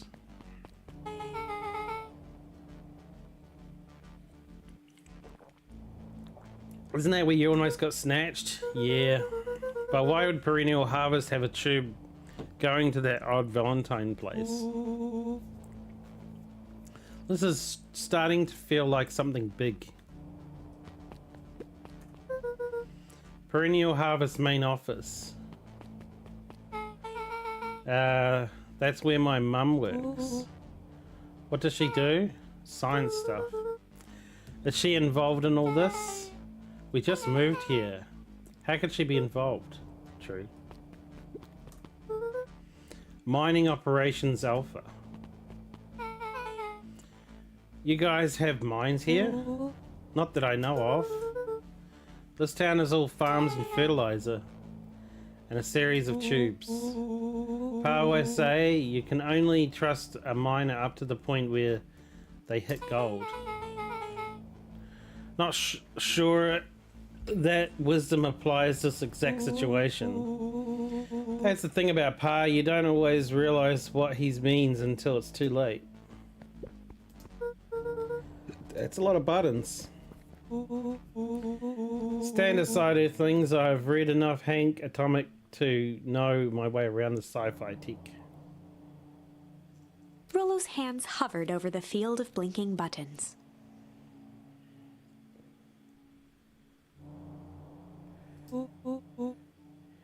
Eeny, meeny, miny, mo.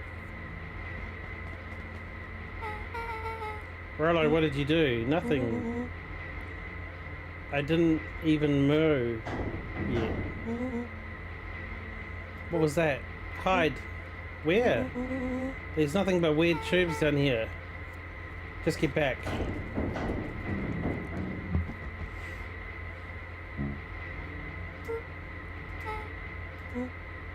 Awesome. You all need to come with me now. We aren't going anywhere with you, not until we get some answers. Mr. Underground Secrets. I told them that was an absurd password, but they love anything that makes them feel clever. They who? That's no matter. If I can keep you hidden until after the festival, I might be able to save your skins. We don't care about our skins. Hold on now. I like my skin. This all stops now, Nuncreed. Joseph waited for a moment in silence. You sound just like him. Who? Walt. You don't get to talk about my dad. You know, your father and I were friends back before. He gestured toward the strange tubes. All of this. That's a lie. It's true, I used to bounce you on my knee. What happened? Same thing that always happens. Reality, complications, life. So I think Gran and Tolliver are part of the group trying to sabotage it, but they're working here. And I think Nuncreed is the bad part, maybe. But then this kind of tells me otherwise.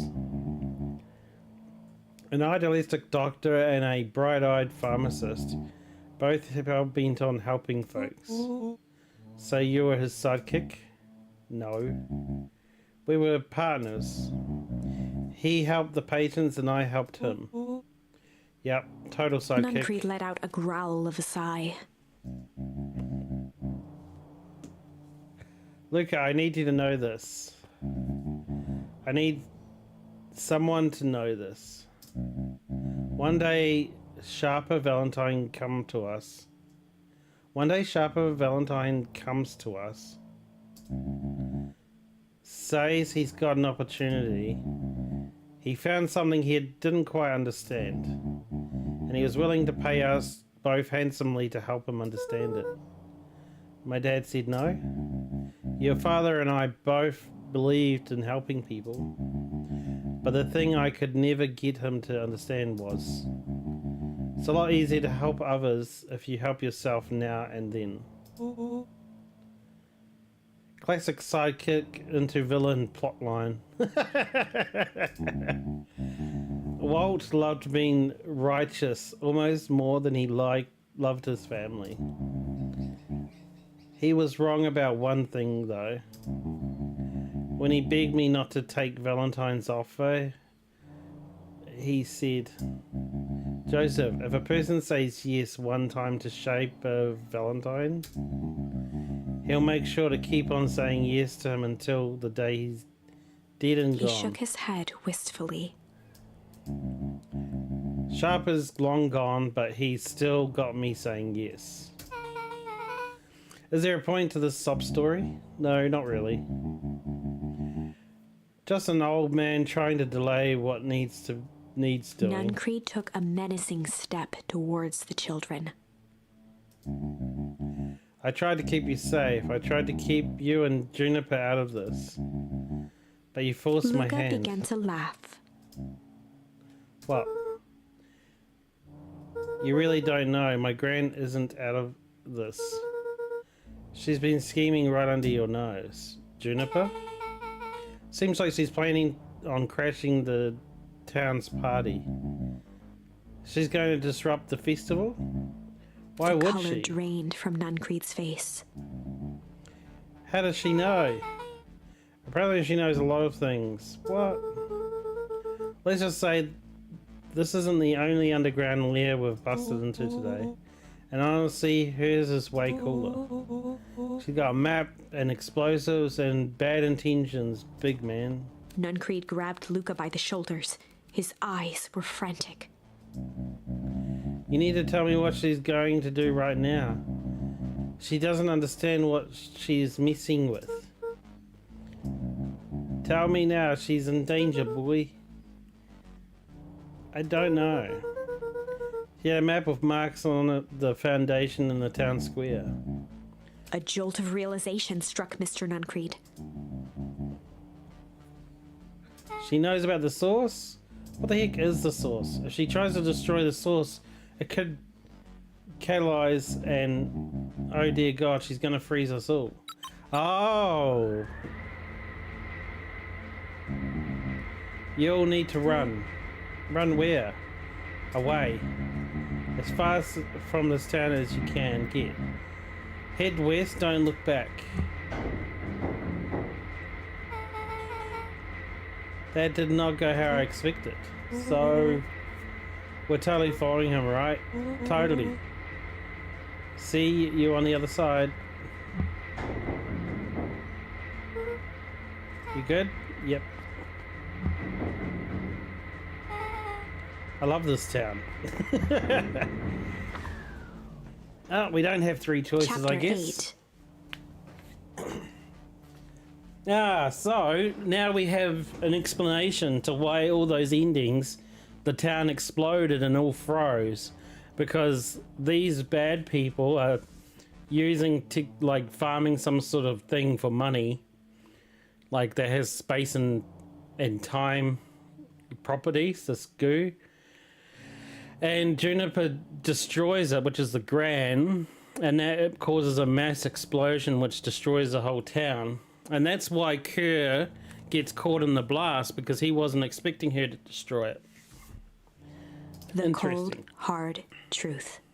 Beck leapt up, allowing the suction to yank her into the dark.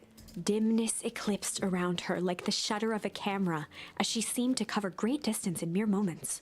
Her only points of reference were glints of upcoming turns, which approached with frightening speed, only to carom her gracefully along. She heard the tinny, distant echoes of Rollo's glee. Yeah, he's probably like, wee! Once she stopped fighting against it, the ride was impossibly smooth.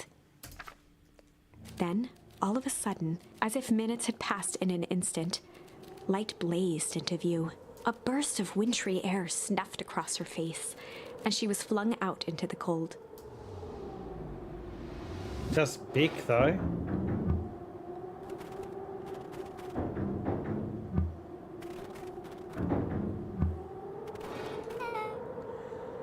That was intense, yeah.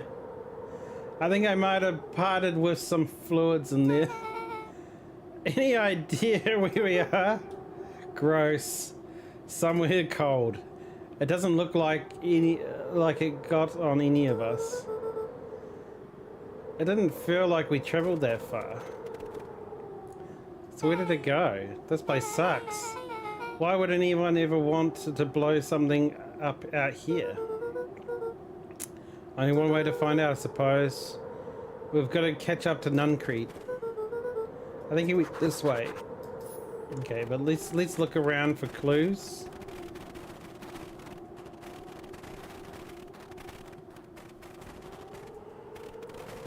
That's right, they don't know what this place is because that was a different ending. So we still ended up in the old version of the town.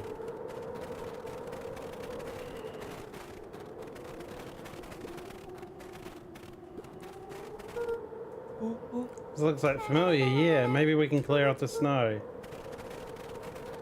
Okay, well let's try and clear off the snow. Oh, I don't have the snowball anymore.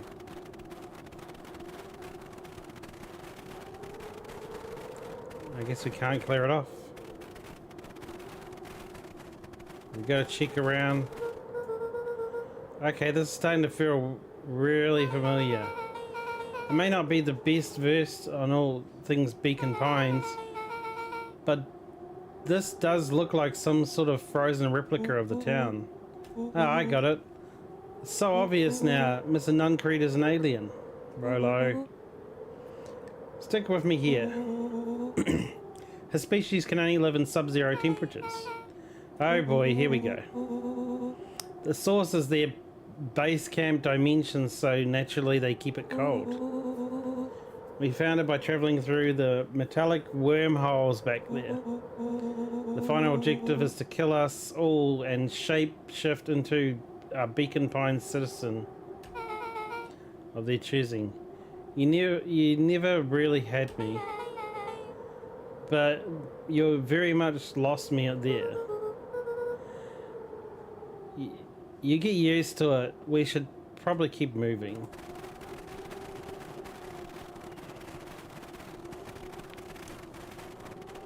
As they rounded the corner to the frozen town square, they spotted Mr. Nuncrete inching cautiously toward a pit at its center. He held his arms out gingerly, as if approaching a beast in the wild. Upon closing the distance, Luca recognized what Nuncrete was after. Gran stood confidently at the edge, one arm outstretched over the abyss. Nearby, a wheelbarrow had been emptied out. She held a lit torch, which flickered in the bitter wind.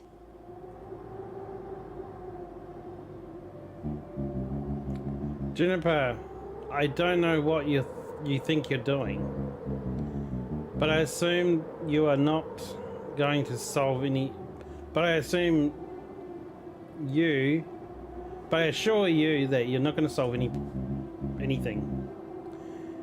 If you drop that, you've doomed this whole town.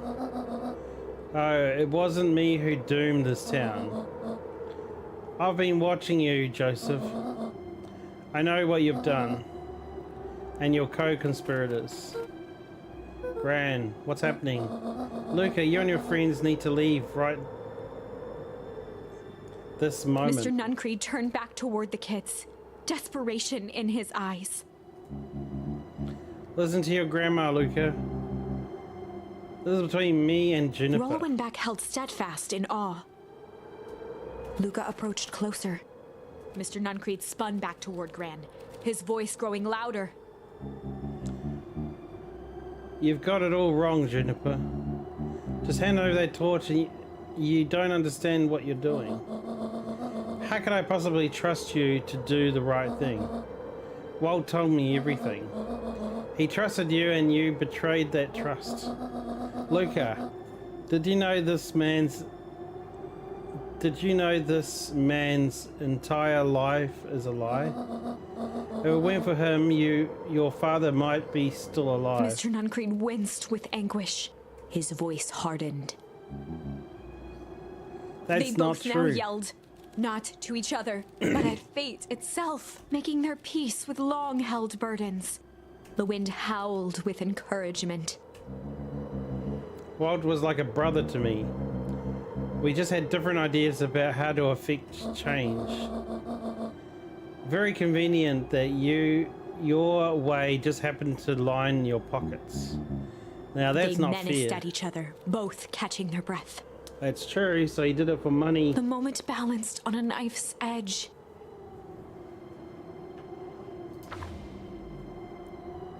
Amid a blur of emotions and memories, Luca's mind flooded with questions. The wind calmed, as if to give him the stage.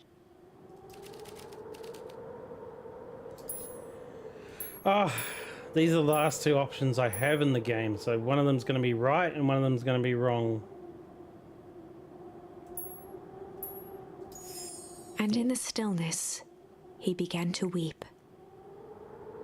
It was all just too much. Falling to his knees, Luca whimpered softly. The tears crystallized as they hit the snow. Gran stared at Luca for a moment with warm sympathy, remembering why this was all necessary. This all makes sense soon, Luca. Then everything can go back to normal, I promise. She stiffened up and brandished the torch at Mr. Nuncreed. You can't hide behind those people any longer, Joseph. Once their precious source is destroyed, we'll see where their loyalties fall. Ignoring his final plea, Gran flung the torch into the deep darkness. So she already emptied the wheelbarrow of explosives down there, so she's about to light them. She smiled and exhaled in relief. Mr. Nuncreed moaned in resignation. The torch echoed as it ricocheted down the hole, punctuated with a thunderous thud. You see, Joseph, I've learned one more important lesson in life. If you want things to change, you must be willing Before to... Gran could finish, the ground shook her to silence.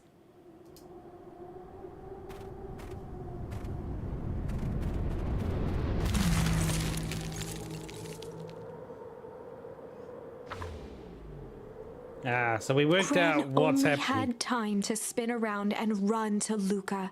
Her attempt to shield him, an honorable but trifling act. Unflinching love, pitted against an unthinking horror. There was no contest. Her warm embrace froze in an instant. That is where they remain, fixed in place, forever. And so, our story ends on this melancholy scene.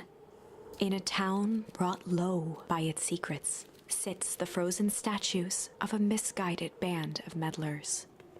The end.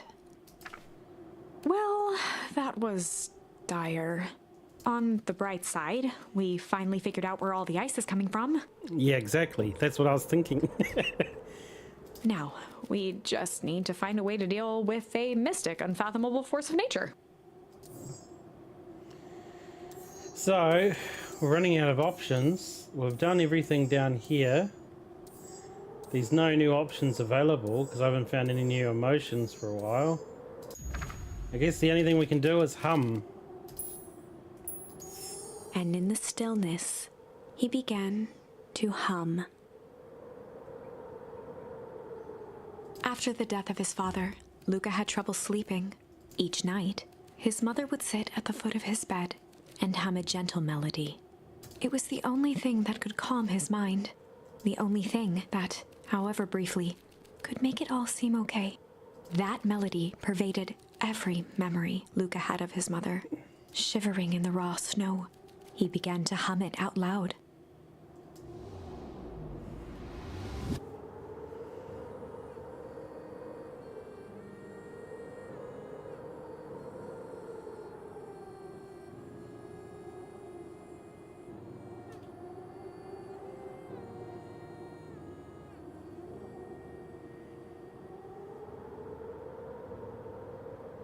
Gran lowered the torch, listening closely. As recognition slowly set in, her heart sank. Those countless nights of consolation, the incomparable loss they shared together. She let the torch fall to the snow and sizzle out. A few steps toward Luca was all she could bear before dropping to the snow herself. Through a flood of tears, she began to hum along, note for note. So we found documents before that said that she'd actually died 6 years earlier. So what happened, I wonder? Did she fake her death so she could get back here and save Luca? Or is she a fake? Because she seems like his grandmother.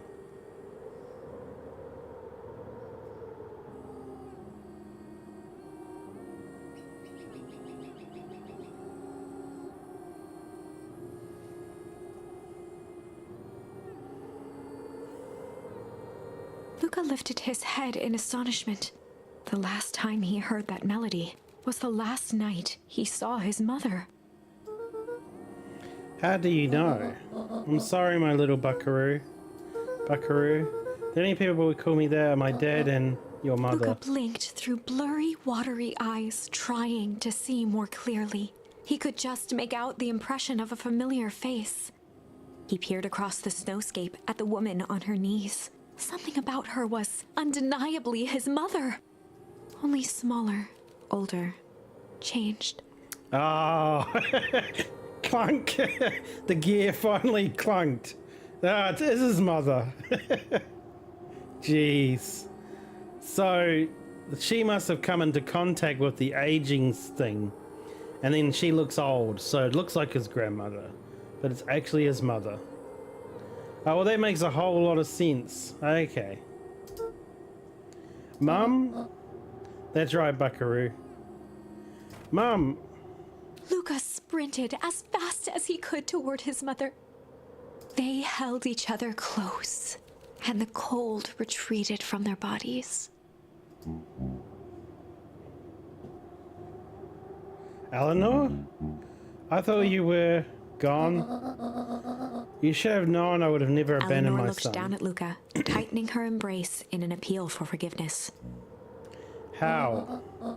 You're a smart man, Joseph. I thought you'd pieced it together by now. You were exposed. Mum, I don't understand any of this. You know, actually a while ago, probably when we were in the middle of something, when we first came into contact with that girl and we saw what it did, there was one conclusion I came to. I don't know if I mentioned it or not, but I was like, nah, it couldn't be. That would be too, like, weird, because she calls him Gran and she has different behavior to his mum. Like, his mum would sit at the end of his bed and stuff and always do things with him, but his grandmother is obviously, like, withdrawn. So I thought, nah, it can't be, because if it was still his mother, she'd act similar. but they are completely different. Mum, I don't understand any of this. What's happening to you? What's happened to you? Where did you go? Why did you leave me? I never left you. I was always right here, Luca. Why did you lie to me? It tore me up, Luca, but I did it to keep you safe. I thought that getting answers would help us both move on. But the more I discovered, the more I realized the danger we were in. Until perennial harvest is stopped, it was better if everyone thought I was gone. You could have trusted me. These are bad people, Luca. They won't stop until they get what they want. And they don't care who gets hurt in the process. Then what do? We have to stop them. Joseph slumped into the cold, wet snow. They can't be stopped. This is too big. I tried beating them at their own game. I'm done fighting fire with fire. For the first time in a long time, her voice felt like her own again. No more lies. I see now there's a better way to stop perennial harvest. The cold hard Luca truth. gazed down at Nuncreed with pity. He looked small. Joseph stared into the snow, as if searching it for answers. Come on, everyone. We've got a party to crash.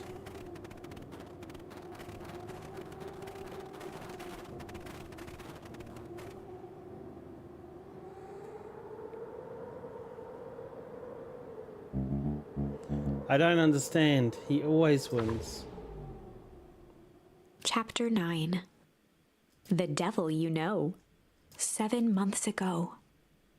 Eleanor Van Horn crept down the maze of sterile hallways under perennial harvest. She stopped in front of the large steel door marked Deep Engineering. No turning back now. She raised a trembling hand. The stolen keycard worked as promised, and the door buzzed open with mechanical efficiency. She was immediately hit with the smell of disinfectant. It was some sort of laboratory. In one corner was a desk covered in papers. Across the room stood a tall metal pod with hoses protruding from its base. You know, this reminds me of bedtime stories, right? Because you're just sitting there and imagining it. Like for kids, this would be easy to imagine all these things, but for adults, your imagination shrinks as you hit reality. But this is a nice way to get back in touch with your imagination, I think, because I think I can imagine all these things they're talking about. Without pictures, you know, you've got to use your imagination, and it's actually quite good. Because adults still have their imagination, they just don't use it as much as kids. And it's always a good thing to use your imagination every now and again. She rushed to the desk and began shifting through the piles of papers. They were experiment reports on something called Tempus Liquamen. There were dozens of them, every one stamped failed. Eleanor heard the sharp echo of footsteps approaching. She was out of time. Her eyes scanned the room, eventually landing on the strange pod. Muttering a curse under her breath, she dashed over and dove inside.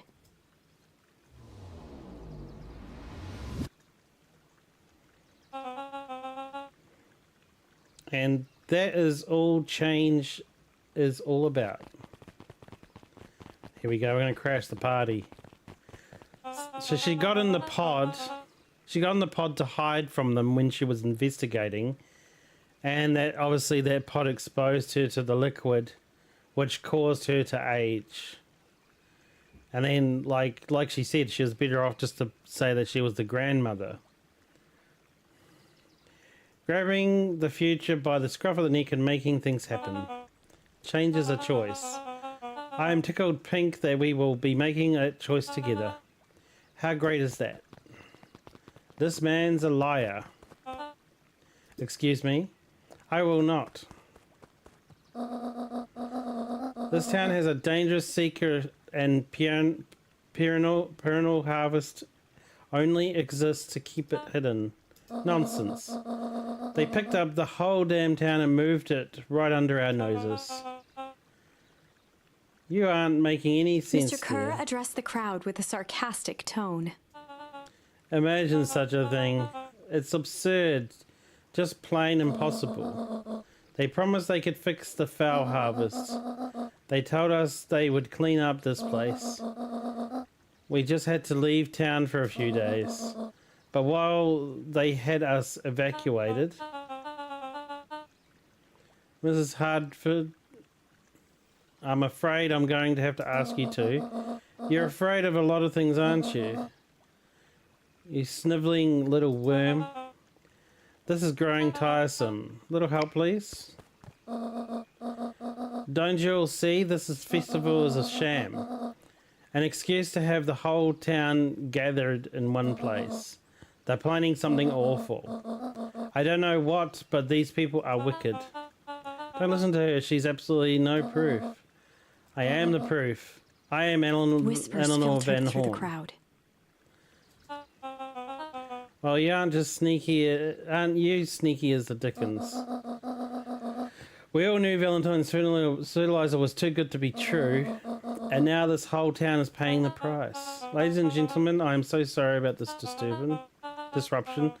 My associates will take this obviously disturbed woman somewhere comfortable, that it can get help that she needs.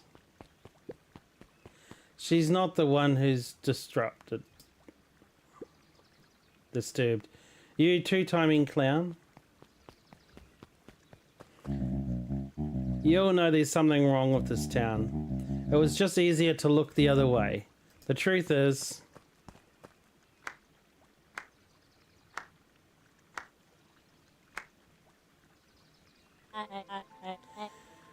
that's quite enough, Mr. Nuncreed. Torment dragged on Joseph Nuncreed's face.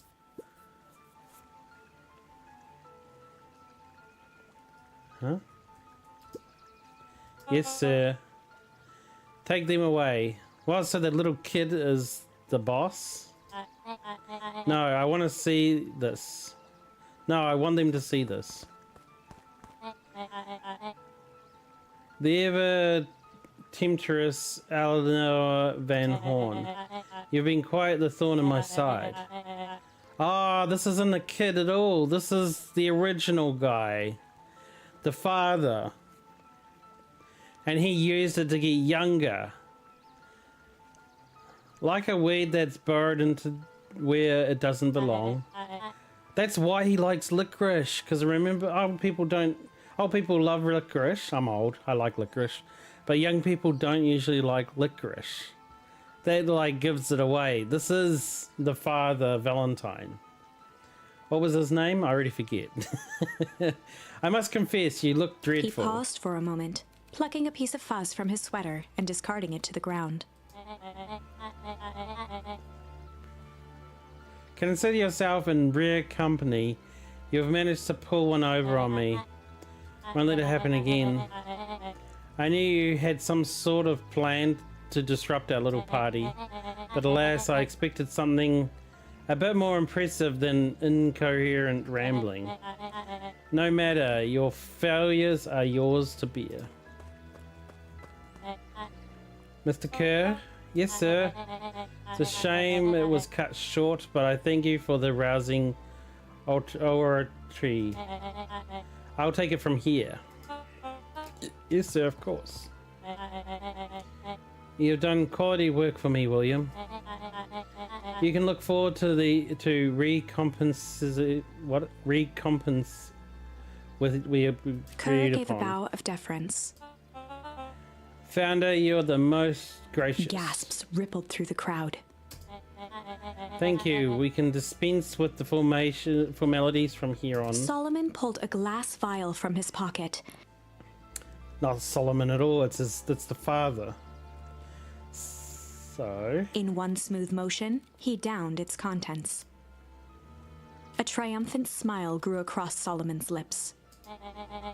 You can call me Sharper Valentine. His body and face began to contort and expand as he disappeared into a belching green mist.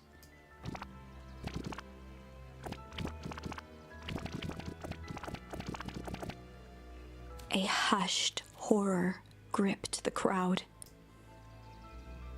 This is a story about change. What? No. Ah, so you didn't see that coming. Good. Sharper examined his new hands. Well, this is quite the improvement. Everything looks so much smaller now. Eleanor was right about one thing. The festival was a ruse. I wanted you all to witness my glorious return with your own eyes. Why does everyone look so downtrodden? This is a celebration, people. Maybe it would help if we set the mood. Mr. Kirby, a dear, and reveal the sign. Ah. Ha! Wonderful. Sharper choked out a crude squawk of a laugh. Frustrated grumbles sprinkled through the crowd. Shaper, you malicious bastard. Malice. We got a new one.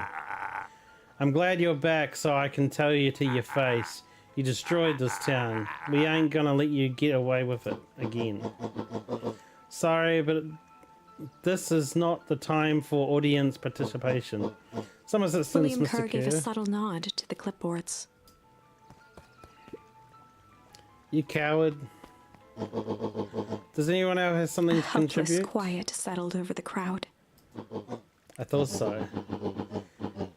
Did you all truly believe you could be free of me? A town of complete and utter fools. You people should be celebrating my return. You clearly lost without me. And that leads me nicely to my children. Daddy? I gave you both the greatest gifts a parent can give. The opportunity to prove yourselves in my absence. Squandered. To say I am disappointed would be an understatement, but I... Silence, Augustus. An adult is speaking. I don't know which is worse, a son who is completely hopeless, or a daughter with such potential who inevitably lets me down.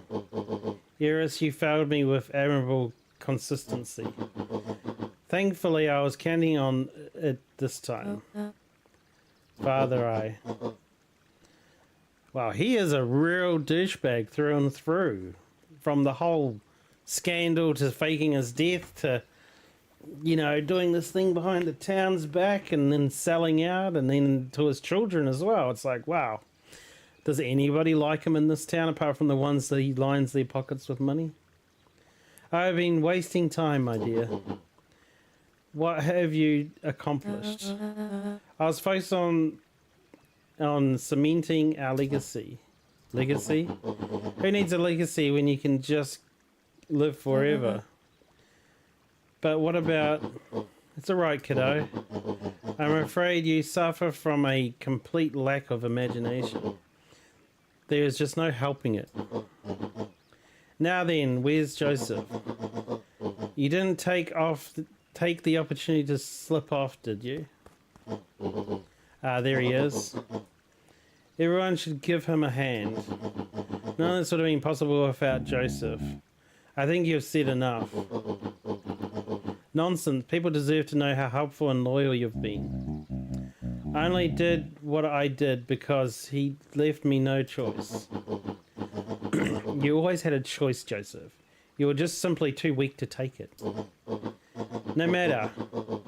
Cheer up. You're about to be rich beyond your wildest dreams. You should follow Mr. Kerr's example. When I found him, he was in a sorrier state than any of you. An aging actor desperate to recapture his youth. He played his part and soon he'll be able to play the leading man again. Forever, in fact, if he remains loyal. That goes for all of you. Well, for those who haven't already frittered away my goodwill, Beacon Pines is mine again. I am willing to share its spoils in exchange for your absolute loyalty. Are you saying William Kerr was never in charge of Perennial Harvest? Ha! You think that puffed up, bluff guy could have accomplished all of this? Dawn, I suppose it's time for your big exclusive. Sharper addressed the crowd with indignant pride. He'd planned this moment for so long that now, at the deed's fruition, it almost felt frivolous. You see, I needed a figurehead to hold things down while I orchestrated my return. Someone to misdirect, lie, and bilk this town for a spell. So I invited William Kerr. Take your bow, you've earned Mr. it. Kerr flourished a preposterously elaborate bow.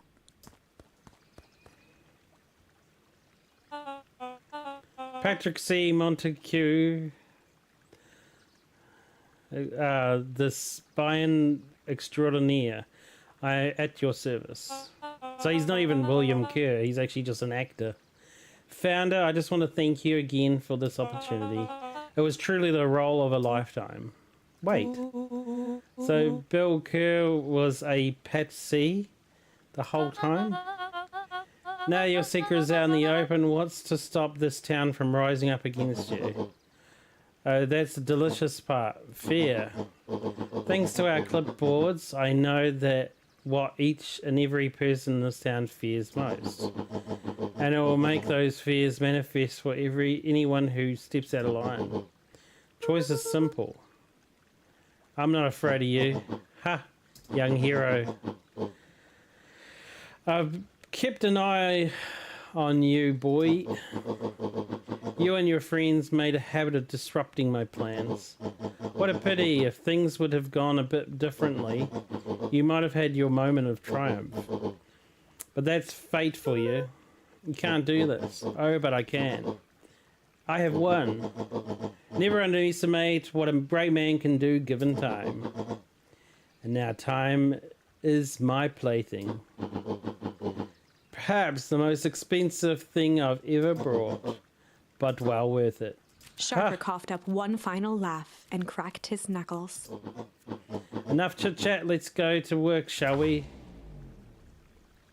And so, Sharper set about remaking the town in his own image.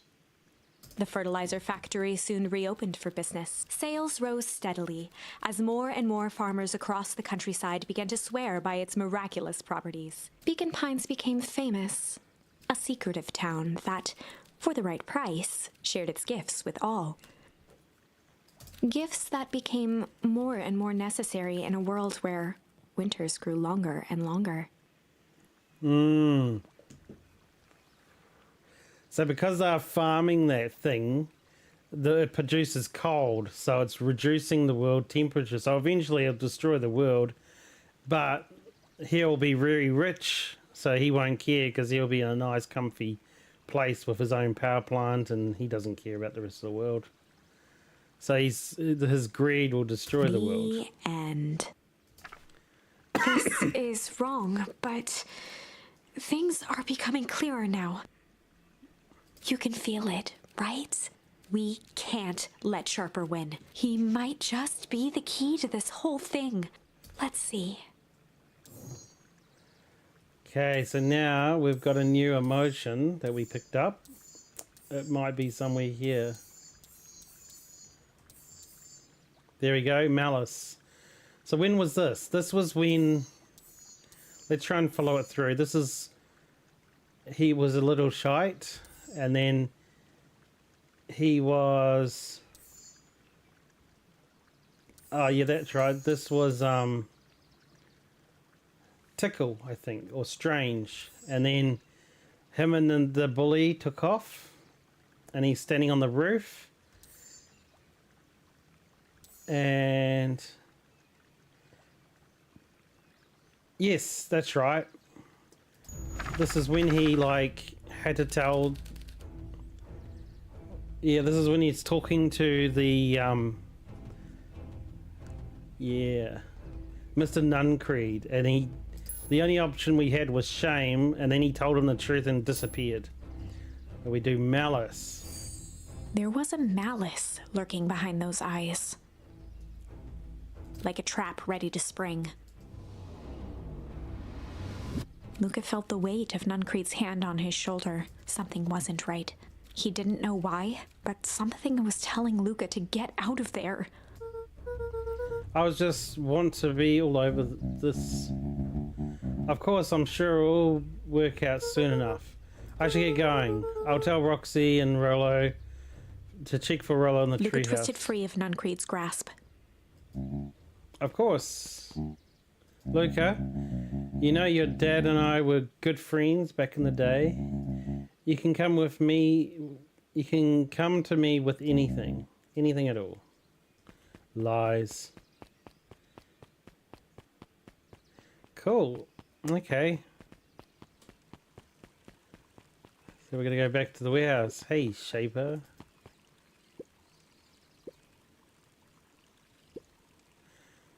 It would be something to behold. Agree. It's worse than sad. It's boring. What if we did something a little to spice it up? I'm listening. You know what that festival sign is waiting to be unrevealed? It would be a shame if The someone... two scurried off, eagerly formulating. Okay.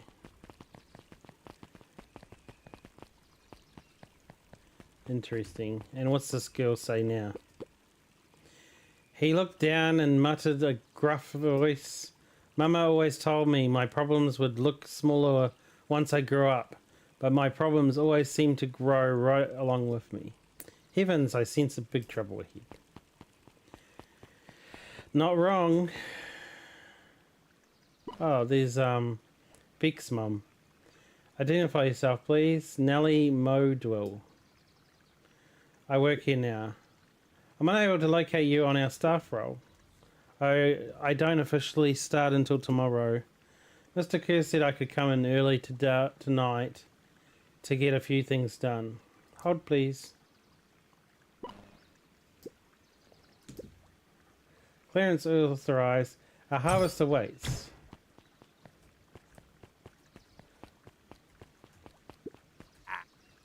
Whoa.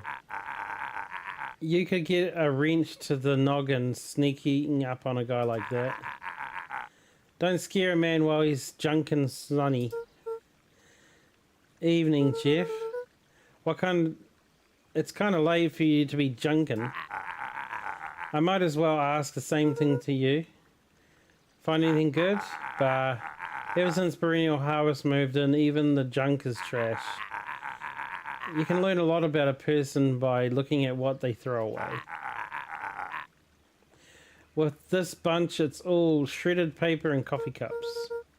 Well, I better get going. I didn't see nothing if you didn't see nothing. See what? Exactly. Is there something here?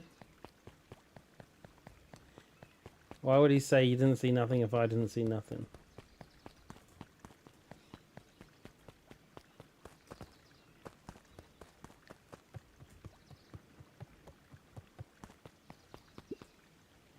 Oh yeah, the treehouse is this way.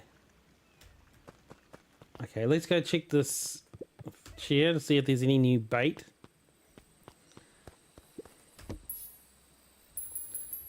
There is. Crooked. Luca tied a bent nail onto the line. If all...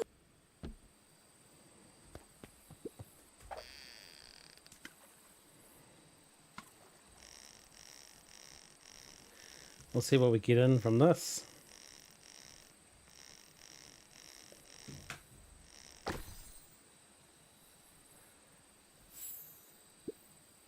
It's a photo of you and Uncle Joseph.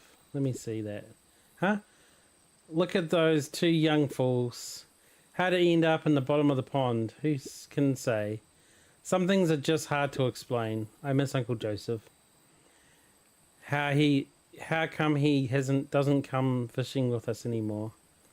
He's busy with his new job at Valentine's. What's a new job got to do with him fishing with us? It's complicated. Like I said, some things are hard to explain. Well, that's quite a haul. Feels like a good time to pack up. Hey look, we've finished this. We must be near the end of the game now. Oh, just a little bit longer. If things lasted forever, they not feel as special, huh? I guess. I'll make you a deal, buckaroo. If you ever feel like you need to talk about anything at all, just say, let's go fishing and I'll know what you mean. Like a secret password.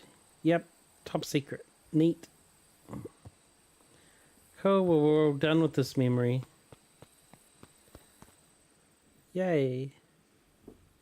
Well, we're getting closer and closer to the end of the game. Rolo? He aired a long holler into the woods. Rolo! Sigh. Rolo, wherever you are, hope you're okay. Luca felt his eyes getting heavy and plopped into the beanbag. He conceded to its lumpy embrace.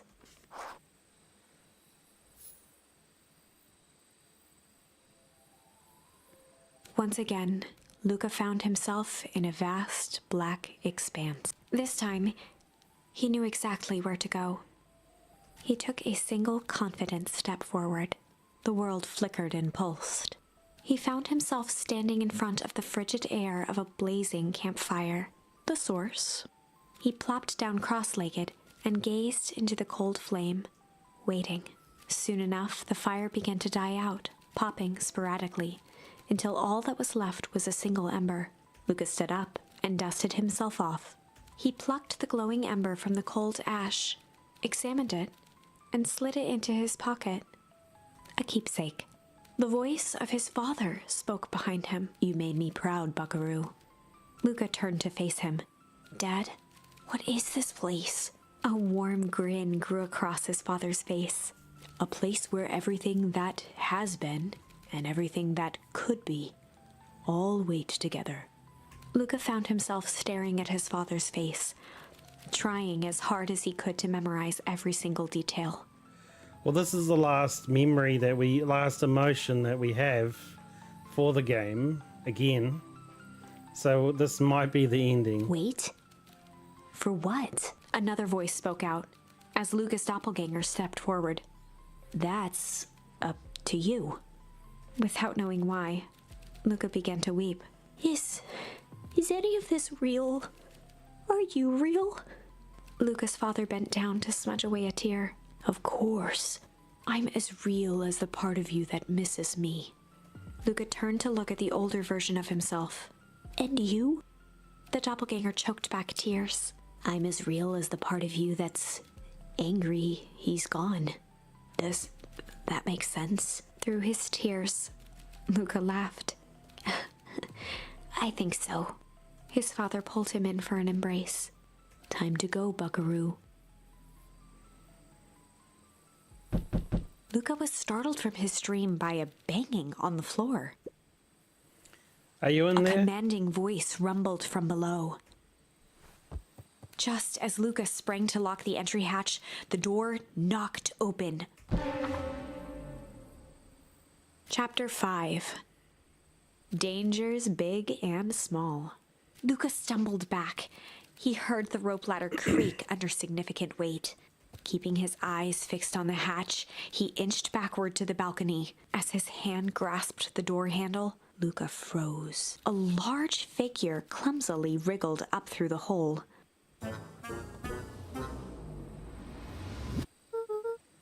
Stop right there, or I'll...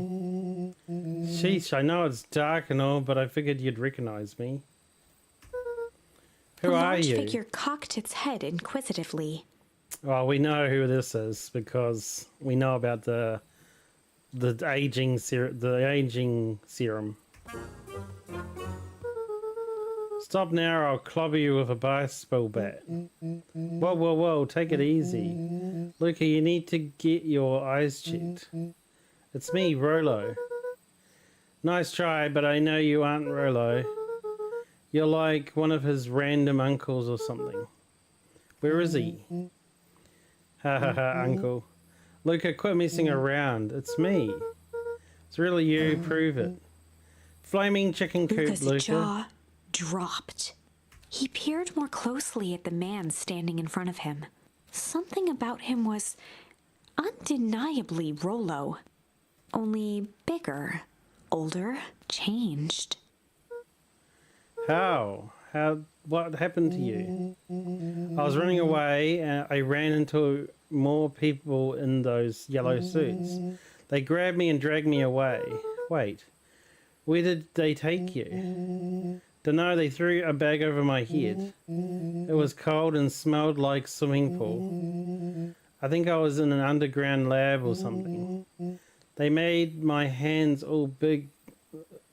Look. Rollo proudly presented his hands to Luca. Pretty sweet, right? I mean, I wouldn't be my first pick for a superpower.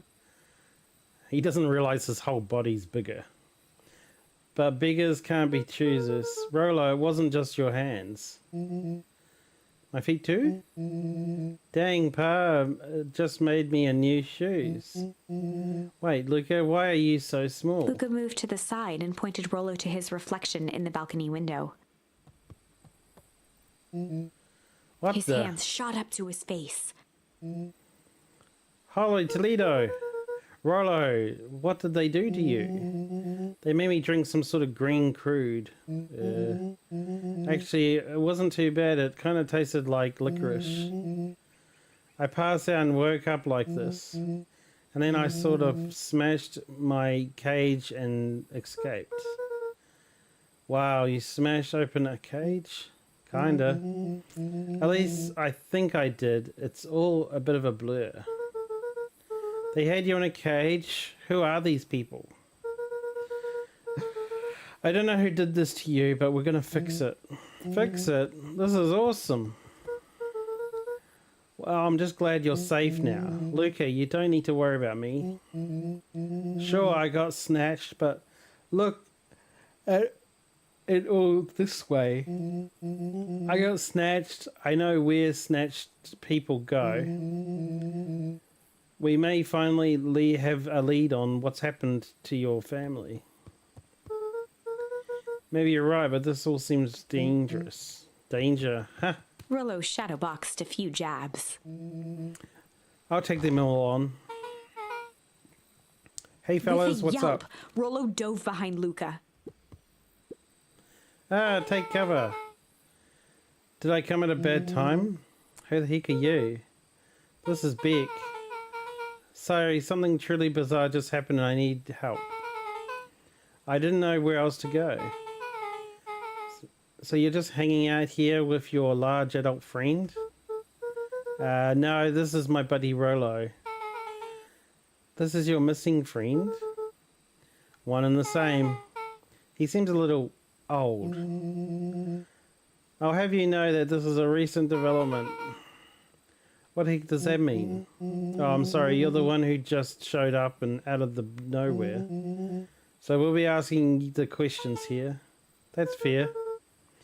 How did you find us? Your silly little treehouse? I think you mean our silly little mission control. I hate to break it to you, but your secret path isn't so secret.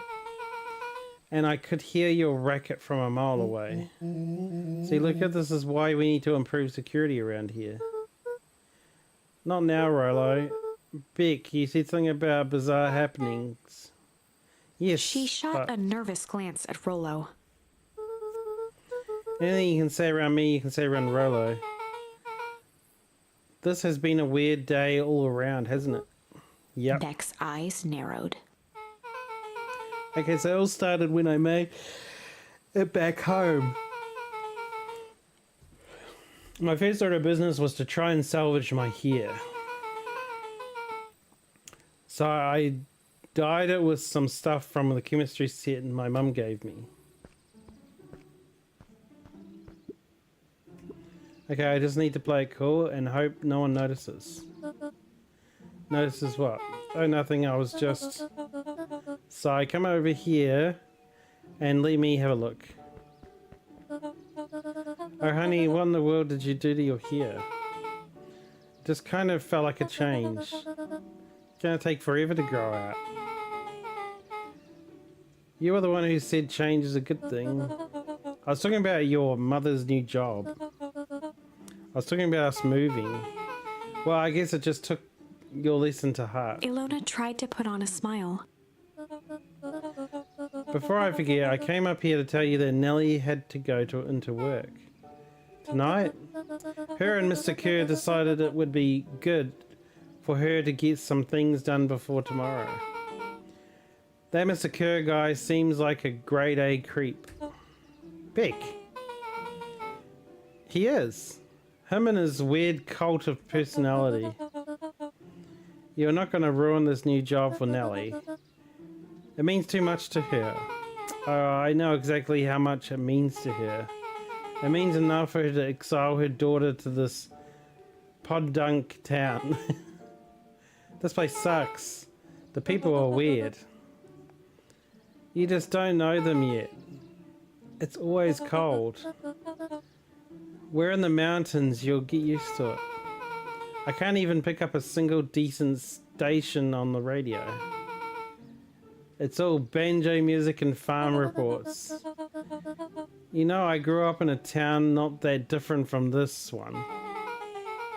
That is why you're better at talking to plants than people.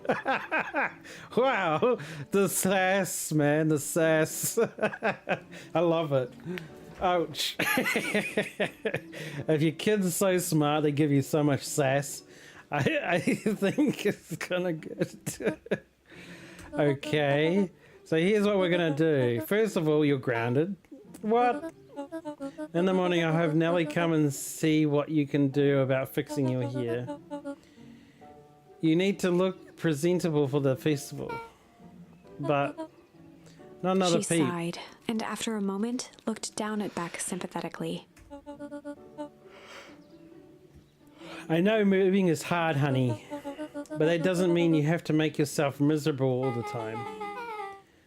Other people seem to have that covered for me.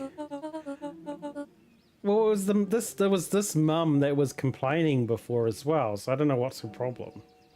Oh, and if you decide to rebel by dyeing your hair more, She flashed a sly grin and tousled Beck's hair. I'll shave it off.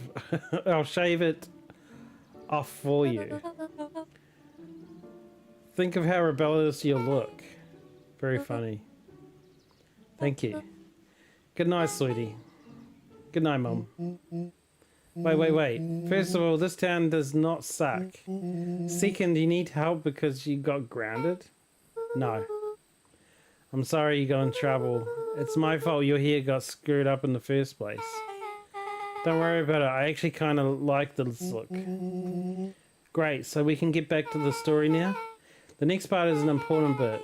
I have this radio I upgraded with my mum, and I was too angry to sleep. So I tried to dial in something worth listening to.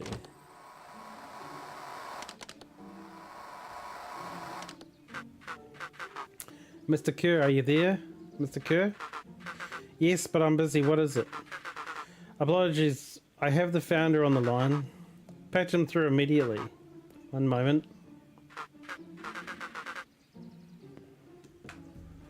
Hello, sir. Nice to hear from you.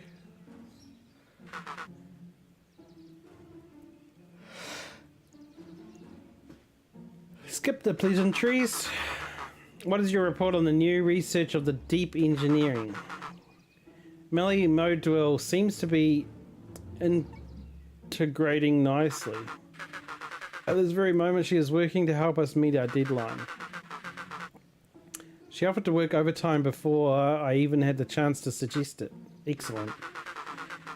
And you have faith that she's capable of finishing the work I left by her predecessor? Her work must be complete before the festival.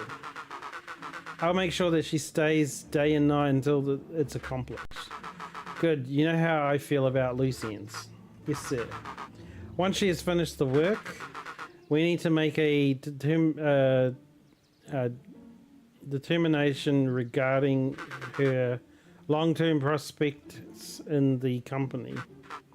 Immediately, sir. I usually have more time to fully bring people into the fold. We are in the end game, Bill. After your failures with Dr. Prescott, I can't afford to take any risks. Of course, sir. No loose ends, sir. Once she finishes the work, we will leave the office completely committed to perennial harvests. Or she won't leave at all. Perfect. Sir, might I suggest we should delay just for... Maybe we should delay just for a bit. Oh? It's just that we seem to be rushing to hit the festival deadline. And rushing things has caused some issues in the past. I see. Please understand that I just want what's best for you. I'm eternally grateful for that, for all you have done for me. Bill, I'll make this very clear for you. I brought you in to make things run smoothly, not to have opinions. Of course, sir. Shut up, Bill. You're only a few days away from having everything you ever dreamed of. Yes, sir. Thank you, sir. Whoa. Yeah. So just to be clear, when they said loose ends, they were talking about murder, right? Like actual killing someone. Luca gave Rollo a quick elbow to the ribs. Who is this founder? I was hoping you guys know. Now, as far as we know, Kerr is the top banana of the perennial harvest.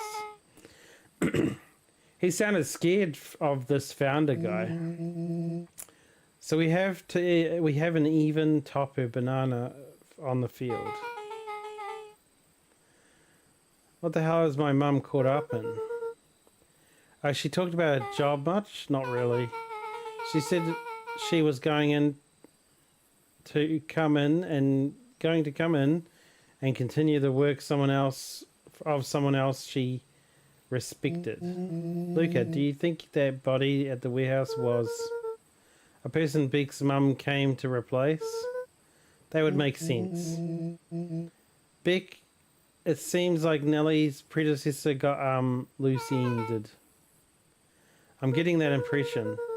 Okay, so we need to get your mum out of there before the festival happens. That's 2 days away. Won't she come home after work? That creep on the radio said they're going to hold her up there until then.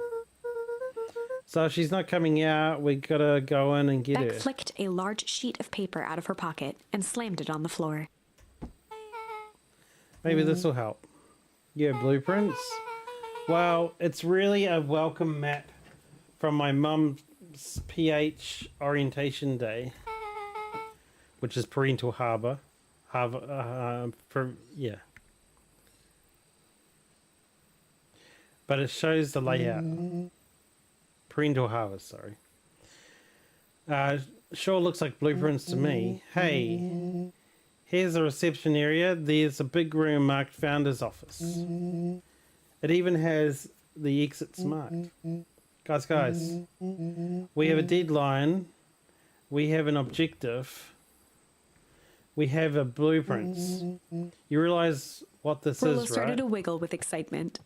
I think we're heisting. This is officially a heist. Chapter 6. The Heist.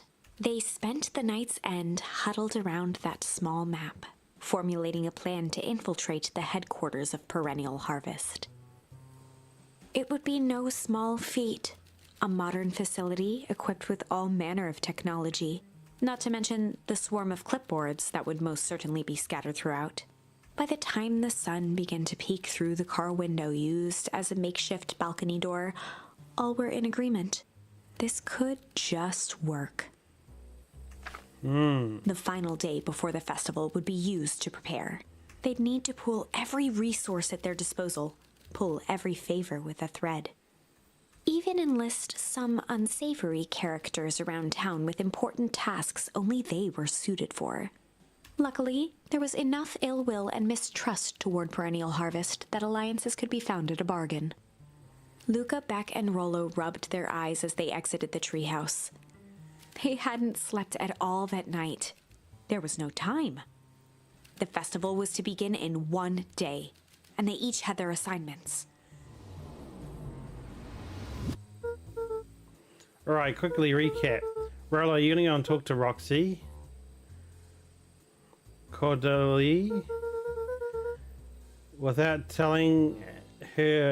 her and Fizz, this whole thing could go bust.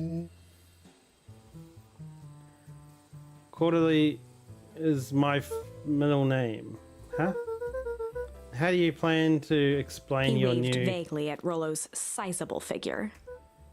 circumstances? Bah, she'll be so happy I'm alive, she won't even Beck notice. snorted an involuntary giggle. Beck, you're sure Iona won't just shoot this whole thing down when she hears it? She'll listen.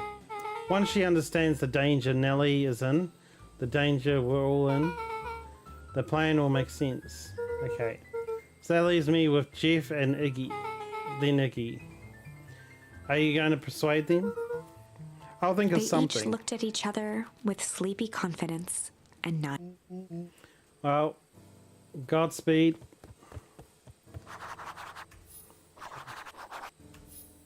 Okay, so we've got 2 missions to do, and then hopefully we'll get another choice and we can call it there. Because if I go B, it looks like we're pretty far through, and we can see a lot of these trees, like the picture in the background shows a tree where it's got branches for each thing that happens. And it looks like we've finished this tree here. Yeah, you can see there's no more empty branches. So I think we're all done on that tree. And these ones here, this one looks done. So I think this is the ending. So I think we've got a little bit further to go before we get the ending. But I think that's all that we'll do today. Because it does look like we've got quite a bit more to do. We're currently on the malice tree now. So I guess we just keep on going down here, and then we'll probably get some more options later, depending on what we find. And then obviously we have to try those out. But yeah, it's quite interesting. So this is the second part of the stream. So if you're trying to work out what is happening in the previous ones, feel free to go back and check out my other stream. That's where we did the first main exploring. And then this one here, obviously, I think we've got probably like another few more branches to go on, but we've cleaned up all the other tree branches. So it's just this one left with a few different options. So hopefully we're not going to get too confused on what they've seen, what they haven't seen, what they understand, what they don't understand. But it is good that we've done that other branch, so we actually know what's actually happening in the story. So we know that the Gran isn't his Gran, it's his mum. It's just she's been aged, but he doesn't know that yet. And we know about, well, Rollo. I mean, they competed together when they realized Rollo got older. But yeah, anyway, thanks for joining me on the stream. I hope you guys had a good time watching this and are getting invested in the story. I think it's a great story. Like, you had to find all the options through other means, not the usual. So that's kind of cool. And yeah, I'll be keen to wrap it up in the next video. So I might do a purposely longer stream next time I play this. Maybe on a weekend. And then we can clean up the rest of the story and see the ending that should happen. Because we've already seen the possibilities. Now hopefully we can actually see the end. But yeah, thanks for joining me. Everyone have a great day, a great evening, or a great morning. And I will see you next video. So same time, same place tomorrow. Different game. See yous all there. Bye bye.